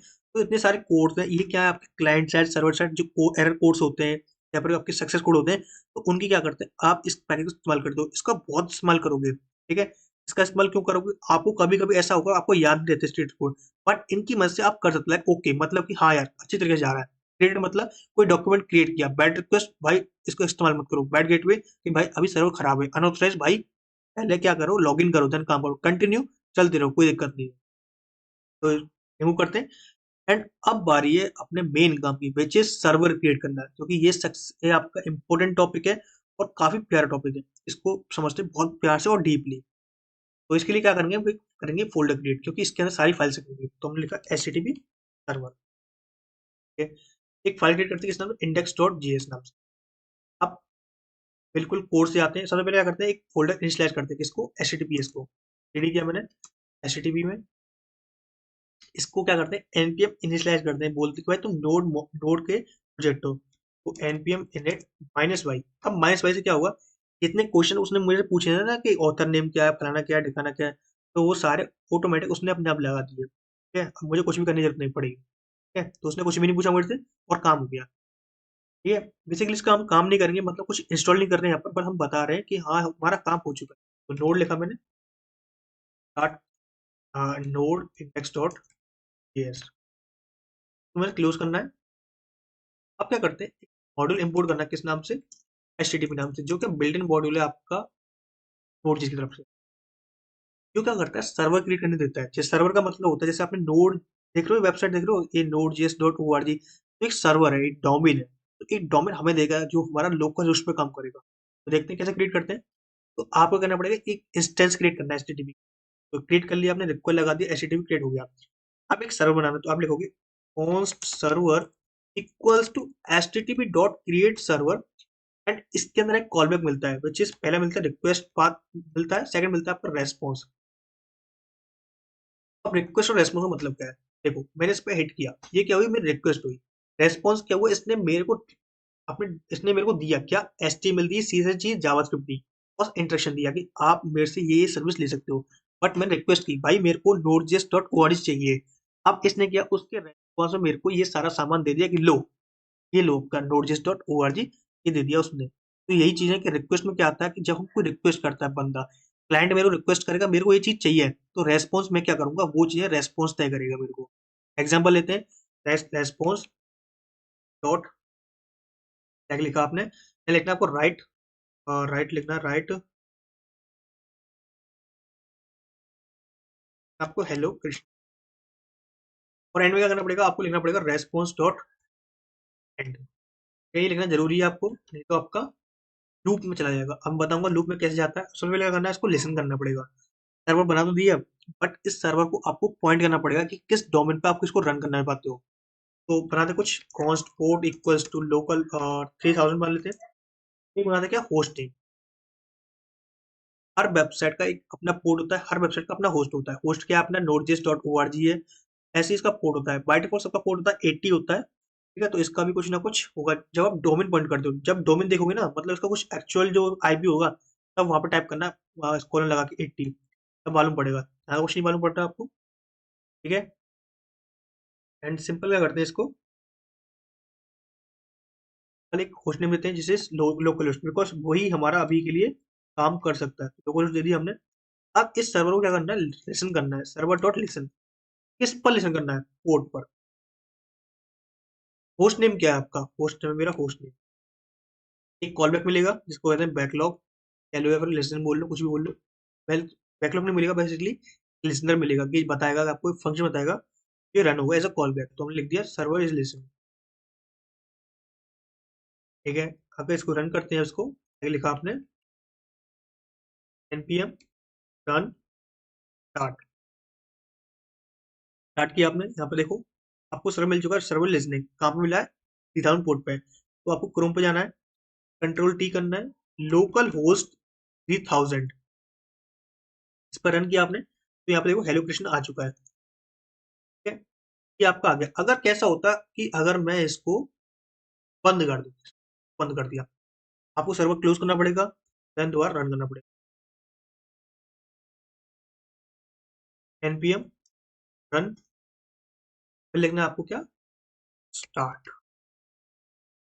फिर लिखा सर्वर एक बार स्टार्ट होगा, आपका स्टार्ट हो चुका है। अब इसको रन किया, देखो यहाँ पर ये लूप चलता रहेगा, ये कभी बंद ही नहीं होगा, क्योंकि वो क्या एक्सपेक्ट कर रहा है कि आप मेरे को और डेटा लिख रहे हो, अभी काम कर रहे हो उस डेटा पे। बट मैं ऐसा नहीं कर रहा भाई, मेरा राइटिंग का काम खत्म हो चुका है, तुम क्या करो, एंड कर दो बस। इसको क्लोज करते हैं, देन क्या करते हैं, इसको रन करते हैं दोबारा। तो एंड का मतलब समझ में, एंड का मतलब कि आपने राइटिंग का काम बंद किया कि नहीं किया। हाँ भाई मैंने कर दिया। राइट का मतलब है कब मतलब कब आपने काम किया, क्या आपको लिखना है, क्या डेटा आपको डालना है, तो उसके लिए आपने राइट का काम किया। तो राइट मेथड होता है, एक होता है राइट हेड होता है, जिसके अंदर आप हेडर्स लिखते हो। बट अभी राइट का मतलब है कि आप कोई डेटा प्रिंट करना चाहते हो अपनी डॉक्यूमेंट में, तो उसके लिए इसको लिखते हो, ठीक है। अभी डेटा आया ना आपका, है एचटीएमएल प्लेन टेक्स्ट फॉर्म सा। तो अब इंस्पेक्ट करो, एंड यहाँ देखो कि इसमें नेटवर्क में जाओ, किसी भी एपीआई का अगर आपको चेक करना है कि रिक्वेस्ट कितना आया, कितने टाइम में फुलफिल हुई, कहाँ से आई, तो वो आप चेक करोगे नेटवर्क टैब में। तो एंटर करोगे तो यहाँ पर एक पेज मिला आपको लोकल होस्ट नाम से। यहाँ चेक करो क्या मिला आपको, कृष्णा मिला, कहाँ से, बैकएंड से यानी सर्वर से। रिव्यू करोगे तो आप कुछ नहीं मिलेगा अभी तो। एड्रेस चेक करो, एड्रेस में क्या आ रहा है, देखो कीप अलाइव आ रहा है, जो कनेक्शन है वेडनेसडे यानी कि आज का दिखा रहा है, EMP all of that. And यहाँ देखोगे आपको मिल रहा है टेक्स्ट एचटीएमएल, एप्लीकेशन एचटीएमएल, यानी कि जो हेडर था इसका, ये कुछ इस तरीके से। मैं चाहता हूँ, अगर मान लो कि मैं इसको ऐसा ना भेज के एक ऑब्जेक्ट भेजता। ऑब्जेक्ट क्या होता है, बेसिकली सिंपल से लिखना है मैसेज, और इसको रन किया हमने दोबारा। रन करने के बाद देखोगे यहाँ पर, रन किया, हो जाओ भाई एक बार में, क्या देखो यहाँ पर क्या बोला, पर एरर दे गया। एरर क्या बोल रहा है कि यही चंक तो था ना आपका, तो दिक्कत दे गया। तो आपको क्या करना है, जेसन तो स्ट्रिंग कर देते हैं इसको। Dot string. अब दिया हमने, दोबारा रन करते हैं। आर्गुमेंट अब इनवैलिड बोल गया वो, कोई दिक्कत नहीं। अब एंटर करते हैं तो यहाँ देखोगे आपका जेसन आ चुका है, ठीक है। आप इसका ये चेक करो टाइप का आ रहा है, तो देखो यहाँ पे आ रहा है टेक्स्ट एचटीएमएल। रिफ्रेश करते हैं तो रिफ्रेश करोगे तब भी वो आएगा टाइप टेक्स्ट एचटीएमएल। बट किसी भी आप जेसन फॉर्म का वो होता है डेटा, वो होता है आपका एप्लीकेशन जेसन। तो आपको वो चेंज करना है, तो आप क्या करोगे, यहाँ पर टाइप करोगे क्या, रेस्पॉन्स डॉट राइट हेड,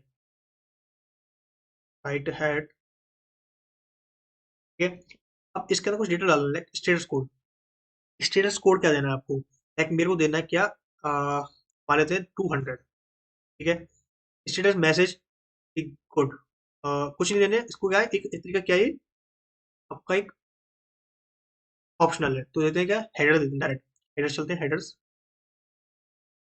एक काम करते हैं, इसको देखते हैं इसमें क्या आ रहा है। तो इसके अंदर आ रहा है कुछ डेटा आ रहा है, इस तरीके से आप दे सकते हो, कंटेंट टैब ऐसे देना है हमें। कर लेते हैं, नहीं देना हमें, ये हमने कंटेंट टैब में क्या देना है हमें, एप्लीकेशन जेसन, इसको रिमूव करते हैं। हमें देना है application,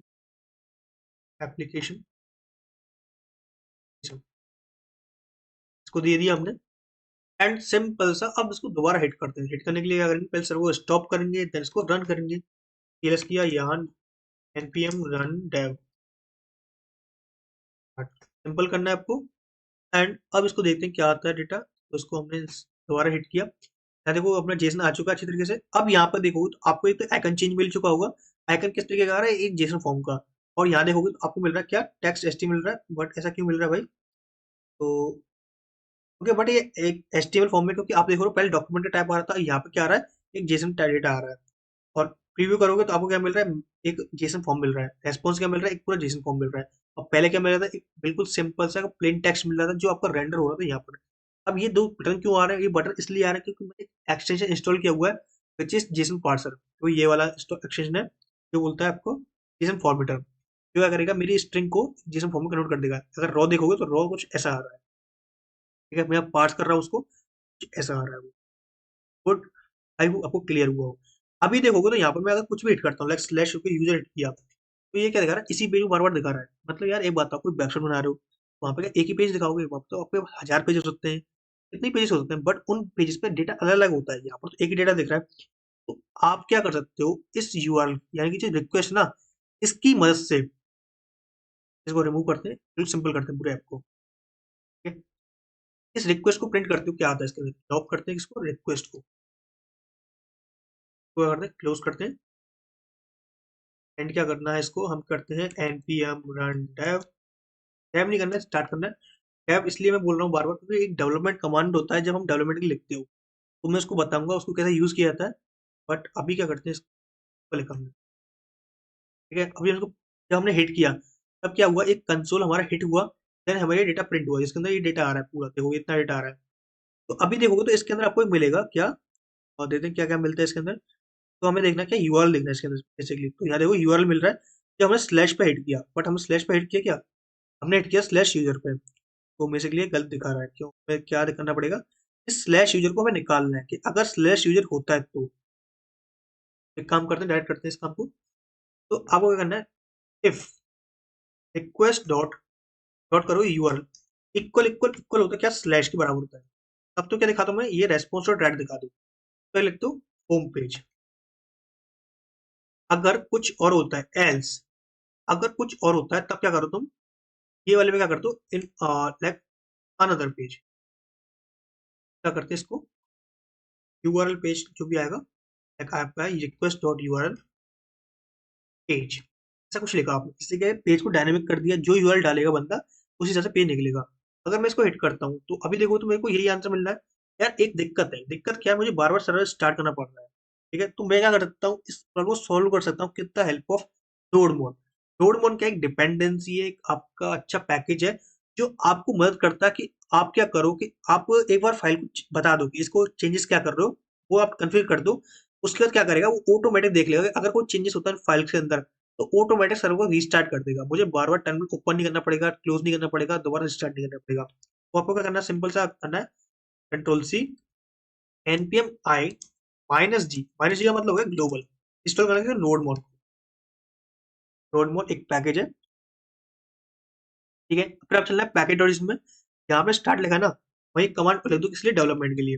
node one only development के लिए काम करेगा, आपका प्रोडक्शन रेडी नहीं, क्योंकि अगर आप प्रोडक्शन डालोगे तो उसमें आएगी दिक्कत, आपका सर्वर फटेगा और आपका काम भी नहीं होगा। तो लिखो node mode index dot JS. अब रखते हैं क्या, npm रन डेव। आपने लिखा है सिंपल सा कमांड। अब जो रन होगा वो नोड मोड में से होगा, नोड मोड में रन हुआ सर्विस लिस्टिंग। अगर मैं इस फाइल में दोबारा चेंजेस करता हूँ, जब मैंने लिखा कंट्रोल एस दोबारा दबाया, यहाँ देखो दोबारा रिस्टार्ट हुआ अपने आप, मुझे टर्मिनल के पास दोबारा जाना नहीं पड़ा और अपना काम भी हो गया। तो अब आते हैं दोबारा एंड देखते हैं अब क्या मिलता है। मैंने रिस्टार्ट किया तो देखो यूजर पेज आ चुका है। अगर स्लैश पे हिट करता हूँ तो मुझे मिलना चाहिए होम पेज। तो यहाँ हमने कहा कंडीशनल रेंडरिंग के हिसाब से टैब प्रिंट कराया, तो यहाँ होम पेज आ चुका है। अगर मैं स्लैश यूजर करूंगा, स्लैश यूजर के हिसाब से स्लैश यूजर पेज आ चुका होगा, विच इज गुड, ठीक है। अब आप चाहते हो कि एक पेज मुझे जेसन दिखे, एक पेज मुझे वो दिखे, तो एक काम करते हो, इसको रिमूव करो एंड सिंपल सा जो डेटा लिखना है, लाइक होम पेज लिखना है आपको, तो होम पेज, ठीक है। ये आ जाएगा, यहाँ से आएगा, यहाँ से। अच्छा, आपको क्वेरी स्ट्रिंग गेट करनी है, लाइक ये वाला गेट करना है, like name equals to Krishna get करना है, ये गेट करनी है।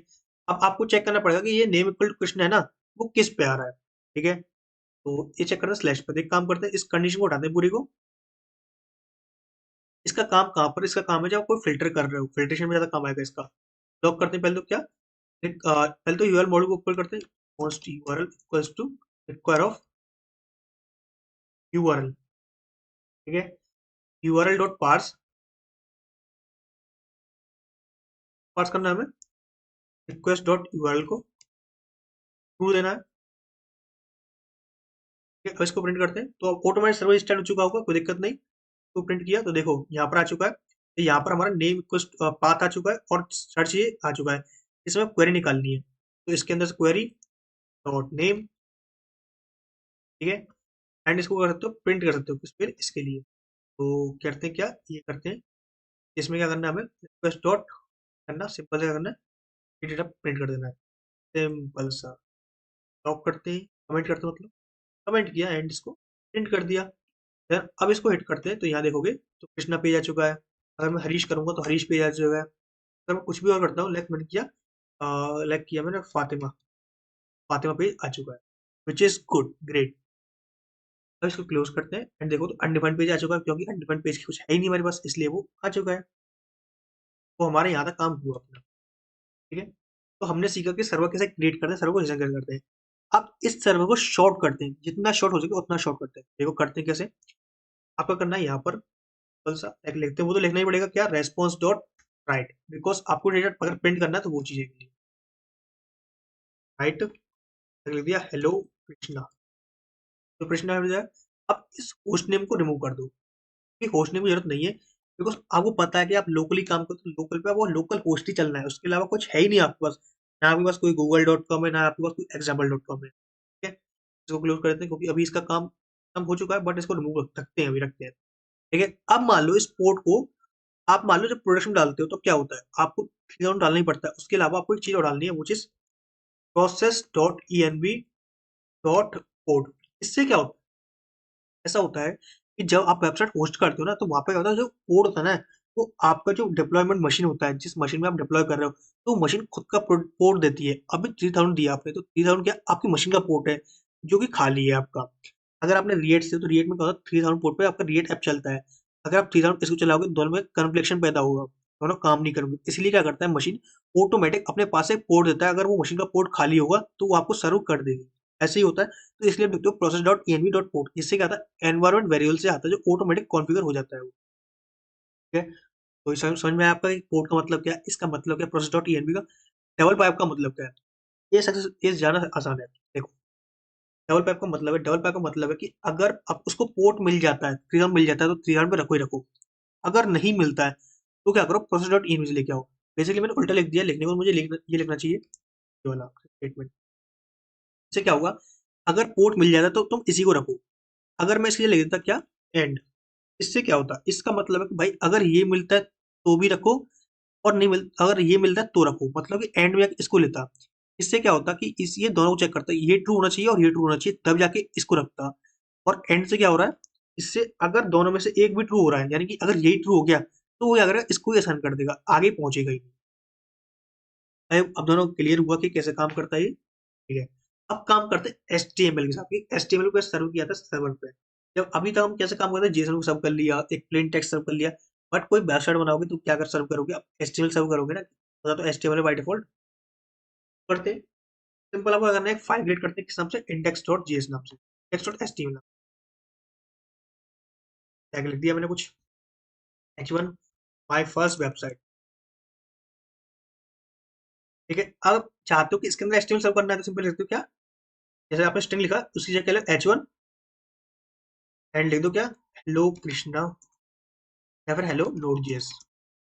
एंड इसको अगर रिफ्रेश करोगे तो यहाँ मिलेगा आपको ये पूरा एचटीएमएल। इसको कंट्रोल यू करोगे तो आपको मिलेगा h1 टैग के अंदर, बट ये प्रॉपर एचटीएमएल नहीं है। आप चाहते हो मेरे पास फाइल्स हैं, आप आपको पता है कि अगर मेरे पास कोई बड़ी वेबसाइट होगी तो मेरी फाइल्स के अंदर मैनेज होगी, तो मुझे उसके अंदर डेटा चाहिए। मान लो ये मेरी वेबसाइट है, इसका डेटा चाहिए मेरे को, तो मैं कर सकता हूँ const data equals to FS. FS क्या है, मेरा मॉड्यूल है जो क्या काम करेगा, मेरा फाइल रीडिंग करेगा, रिक्वायर करेगा किसको, एफएस को। तो हम वही डेटा, वही चीजें इस्तेमाल कर रहे हैं जो चीजें हमने पढ़ चुकी है, ठीक है। तो FS dot read file sync, पहले मैं अपना काम कर लूँ, उसके बाद तुम अपना डेटा प्रोसेस करना। तो हमें लेना क्या, index dot H T M L, read करेगा। किस फॉर्म में रीड करना है भाई, तो मैं रीड करना है सिंपल सा UTF-8 के फॉर्म कर लो। उसके अगर राइट कर दो तो response dot right, writable it's right. इसके अंदर डेटा डाल दो, बस डेटा डाल दिया आपने। देन इसके बाद अब इसको प्रिंट करते हो तो देखो माय फर्स्ट वेबसाइट आ चुकी है। कहाँ से आ रही है, हमारी यहाँ से। काम करते हैं, स्टाइल देते हैं, इसके लिए स्टाइल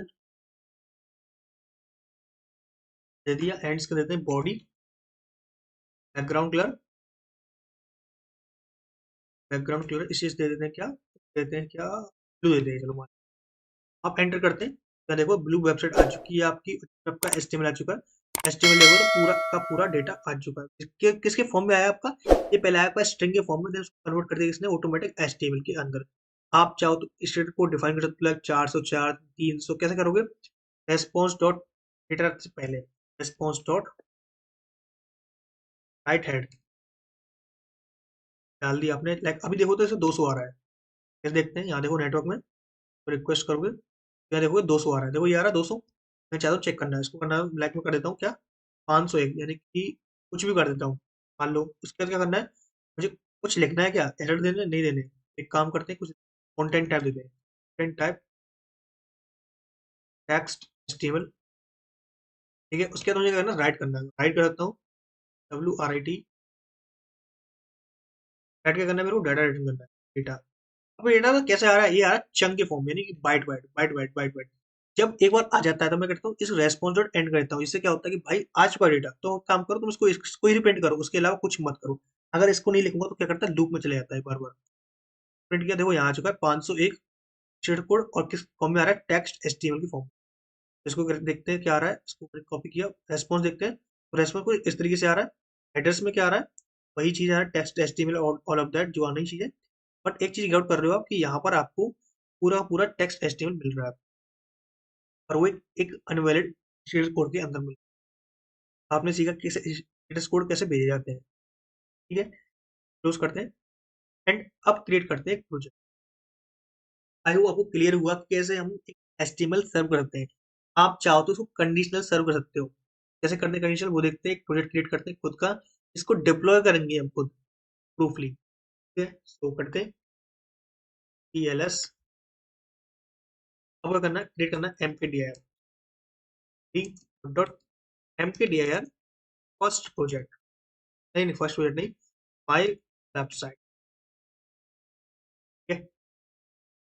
इसके अंदर क्या करते हैं, सबसे पहले इसको npm इनिशियलाइज करते हैं। कैसे करते हैं, तो सिंपल सा क्या करना है, pd my website npm init minus v, minus भाई क्या होगा, क्वेश्चन पूछेगा मेरे से, वो ऑटोमेटिक उसका यस हो जाएगा, ठीक है। उसके बाद यूज करते हैं क्या, जरूरत नहीं रखते हैं, फेगलेट इस्तेमाल करते हैं, फेगलेट npm आई फेगलेट। अब क्या करते हैं, कुछ text dot H T M लाते हैं, index dot H T M, H1 तो दिस इज होम पेज। आप चाहो तो सजा सकते हो अपने अकॉर्डिंग, बट तो सजा नहीं रहे अभी। About page, about dot HTML, H1 about page, contact dot HTML इस कॉन्टैक्ट डॉट पेज।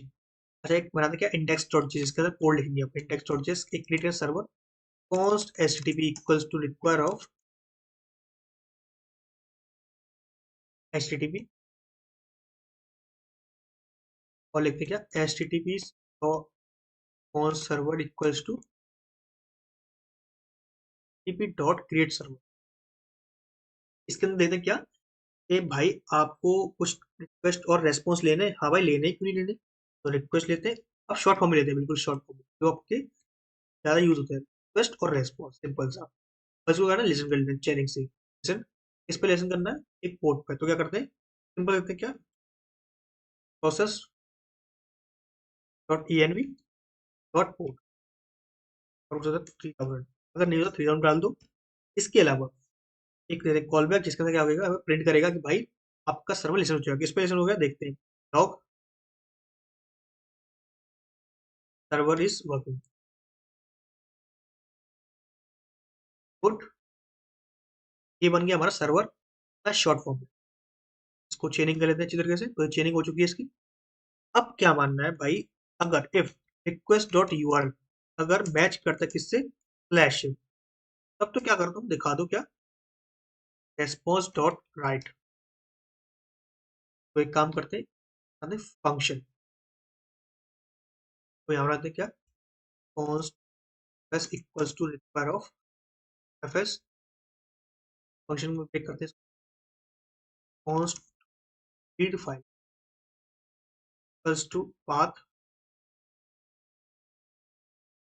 कौन सी वाली रीड करनी है आपको, रीड करनी है क्या, F S dot read file sync, read not dir it's file sync. कौन सी फाइल करनी है आपको, जो भी पाथ में आ रही हो वो वाली। किसके फॉर्म में करनी है, UTF-8 के फॉर्म। तो एक फंक्शन बन गया, यानी हेल्पर बन गया। इसको हेल्पर बोलते हैं, जो क्या करेगा, हमारा हेल्प करेगा। कैसे करेगा, डायरेक्ट हेड में डेटा रिटर्न करेगा। कौन सा रिटर्न करेगा, flex डॉट एचटीएमएल वाला। अब एल्स इफ अगर रिक्वेस्ट डॉट यूआरएल इक्वल होता है किसके, स्लैश अबाउट के, तब क्या करो, अबाउट डॉट एचटीएमएल रीड करो। एल्स में, else if request dot URL equal किसके, कॉन्टेक्ट के होता है, स्लैश कॉन्टेक्ट के, तब क्या करो तुम, कॉन्टेक्ट कॉन्टेक्ट डॉट एचटीएमएल। ऐसे बनाते हैं क्या 404 के लिए, तो इसके लिए बनाते हैं क्या, एल्स 404 डॉट एचटीएमएल। क्या करेंगे, 404 पेज। तो आपको क्या करना है, सिंपल लिखना क्या, 404 HTML। क्लिक किस लिए हो, एल्स के लिए, तो इसको कॉपी कर लिया हमने। और एल्स में क्या करेंगे, इसको डाल देंगे। और एंड में लिखना है आपको क्या, रेस्पॉन्स डॉट एंड, कि भाई डेटा खत्म हो चुका है, इतना ही काम रखो अपना। तो रन करते हैं अब इसको, सर्वर काम होता है, इसको रन कर हटा देते हैं, तो कोई काम नहीं है। अब क्या करते हैं, CD करते हैं, किस केस को सीरियस करते हैं, एंड कमांड लिख लेते हैं क्या, किसमें, इंडेक्स डॉट पे के जो इसमें है क्या, start node X dot GS. Second command dev के लिए, विच इज डेवलपमेंट के लिए, node more X dot GS. Yes करते हैं, नोड डॉट रोड इस npm रन डेव। रन किया हमने, अब देखो हमारा वेबसाइट चल चुका है अच्छी तरीके से। तो या रन, तो क्लिक किया, देखो मेरा होम पेज आ चुका है। स्लैश अबाउट पे, स्लैश कॉन्टेक्ट पे, और स्लैश डालता हूँ। मेरा 404 आना चाहिए था, बट आया नहीं, क्यों नहीं आया भाई, 404 था हमारा, नहीं आया, क्यों नहीं आया भाई। इंडेक्स डॉट जेएस पे पूछते हैं भाई क्यों नहीं आया, तो कहा भाई तुमने मेरे को गलत पाथ दे रखा है, तो एक काम करो, सही ले लो भैया, और क्या करें, एंड इसको अगर H1 में डाल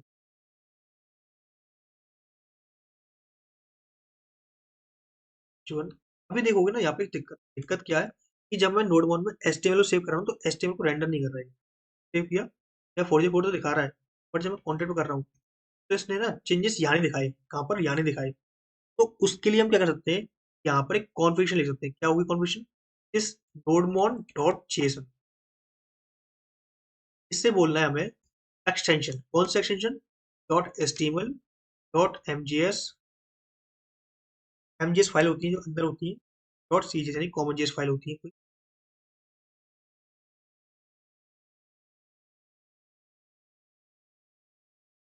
गलत हो गया क्या? हाँ, काम करते हैं इसको, हमारा दोबारा से गलत। Yes, dot CGS. ऐसे एक्सटेंशन होंगे, उनको क्या करो तो एक वॉच करेगा इनको। तो एक काम करना है हमें इनको लेना है और यस डॉट एचटीएमएल। इन वाले एक्सटेंशन को क्या करो फॉलो करो। अगर इनमें कोई चेंजेस होते थे वो यहाँ पे देखोगे, यहाँ ऑटोमेटिक आएगा। इसको क्लोज कर दिया हमने, यहाँ पे देखना,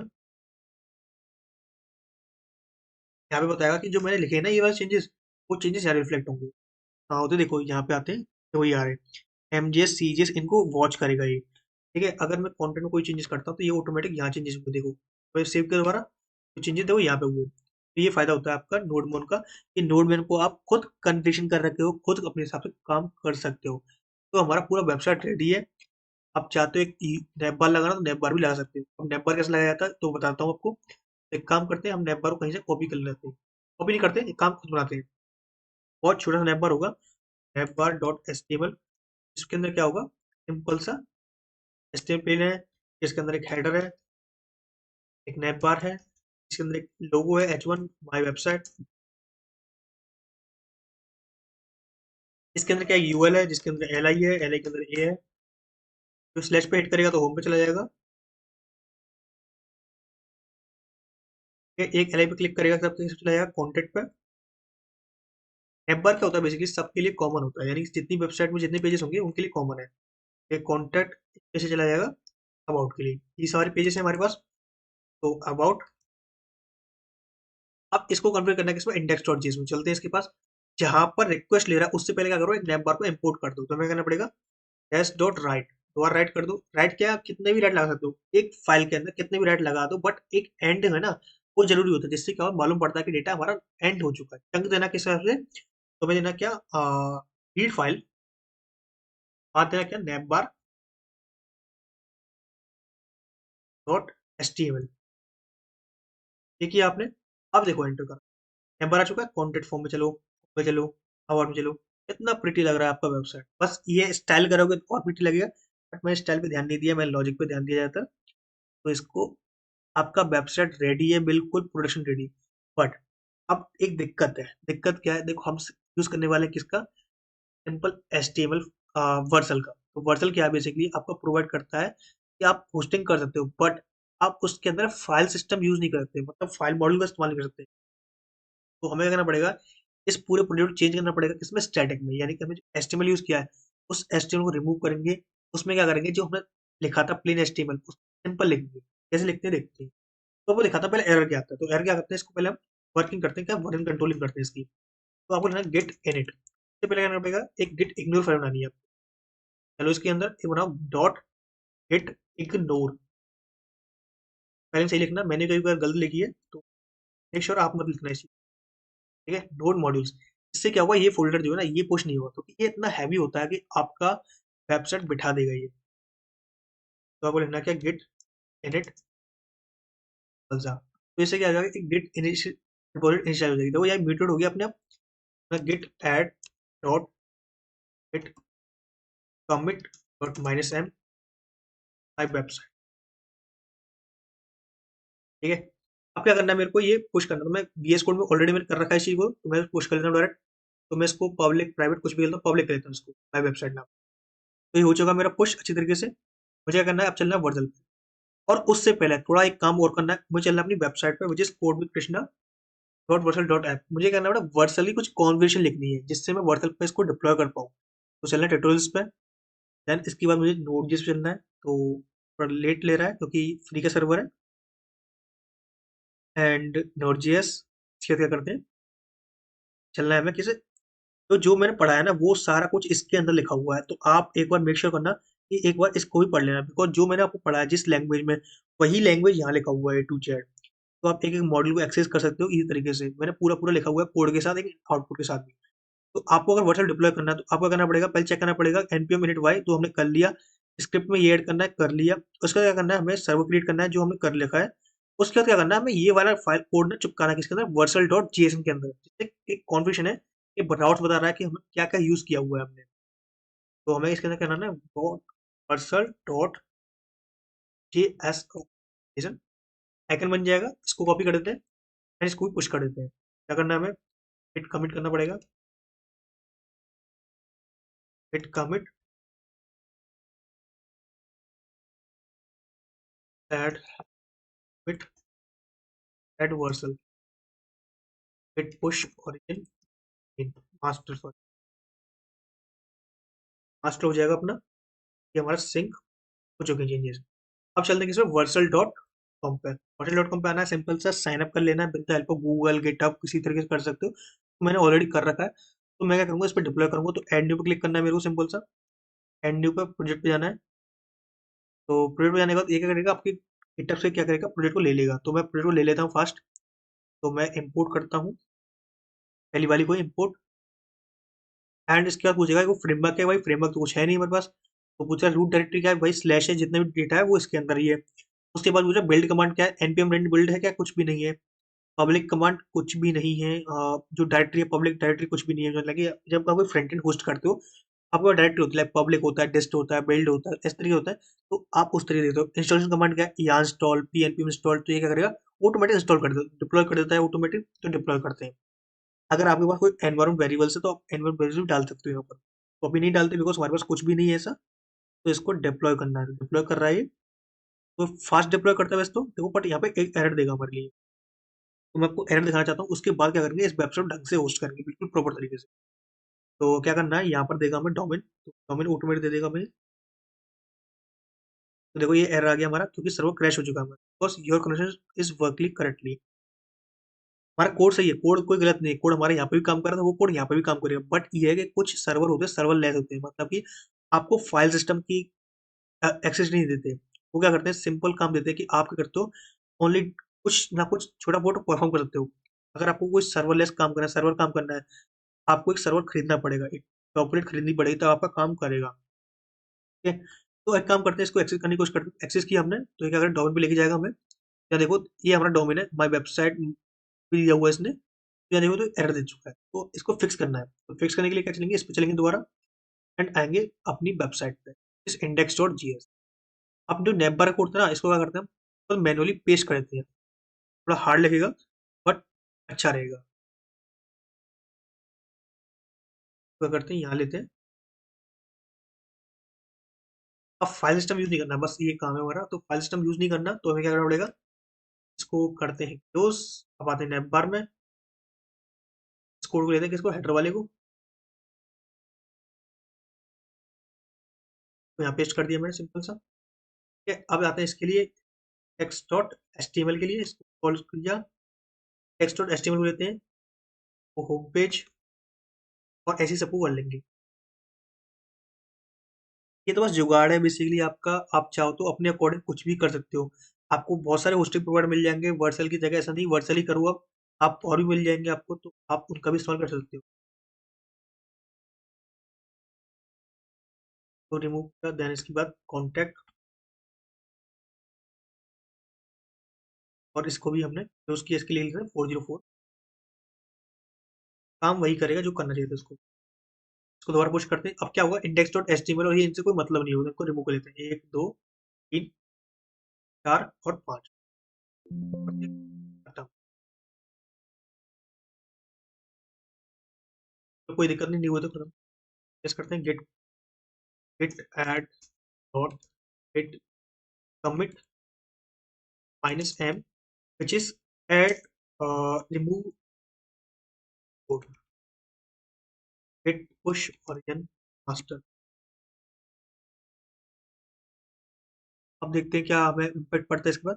देखो ऑटोमेटिक रोल बैक कर लेगा, क्योंकि मैंने क्या है गिटअप से इसको जोड़ा हुआ है। तो ये क्या करेगा, ऑटोमेटिक इसको देख लेगा। चलते से डैशबोर्ड पे, तो मैं अपने डैशबोर्ड पे आता हूँ। देन इसके बाद इसकी जो पूरी डॉपलेट बनी है, कौन सी बनी है, ये वाली, ये बनी है, इसके पास चलना है हमें। ड्रॉपलेट कहते हैं इसको। ठीक है, इसको नीचे आते हैं एंड यहाँ देखोगे कहीं ना कहीं लिख रहा होगा कि रोल बैक हो रहा है, तो यहाँ देख रहे डिप्लॉयमेंट पे देखो हमारे होम पेज आ चुका है। देखो ये वाला जस्ट डिप्लॉय हुआ है end to end just now. तो इस पर चलते हैं तो हमारा वेबसाइट सक्सेसफुली काम कर रहा है। कॉन्टेक्ट पे आओ तो यहाँ देखो, यहाँ पर कॉन्टेक्ट पे आ चुका है, अबाउट आ चुका है, 404 भी आ जाएगा अगर आप चाहोगे तो हमारा वेबसाइट सक्सेसफुली रन हो चुका है। तो आई होप गाइस आपको मालूम पड़ा कि आपका वेबसाइट कैसे डिप्लॉय करते हैं आप अपने वर्चुअल पे।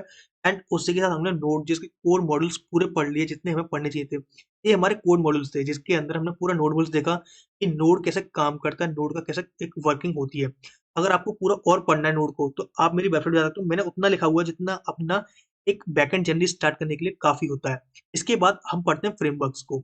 तो अब नेक्स्ट नोड जेएस के बाद नेक्स्ट आता है आपका एक्सप्रेस जेएस, नेस्ट जेएस। तो ऐसे ऐसे फ्रेमवर्क्स आते हैं जो इनके ऊपर होते हैं। भी आपने देखा कि सर्वर बनाया हमने तो कितना एक हार्ड था कि हमने एफएस मॉड्यूल का इस्तेमाल किया। यहाँ पर हमने एफएस को रीड किया डेटा को, तो हम भेज रहे हैं। उसके बाद कुछ चीज़ समझ में नहीं आई होंगी आपको, लाइक आपका request dot URL and all of that. तो इसको कंप्रेस करने के लिए, एनहेंस करने के लिए एक्सप्रेस जेएस आता है। एक्सप्रेस जेएस क्या करता है, इसको और एनहेंस करता है।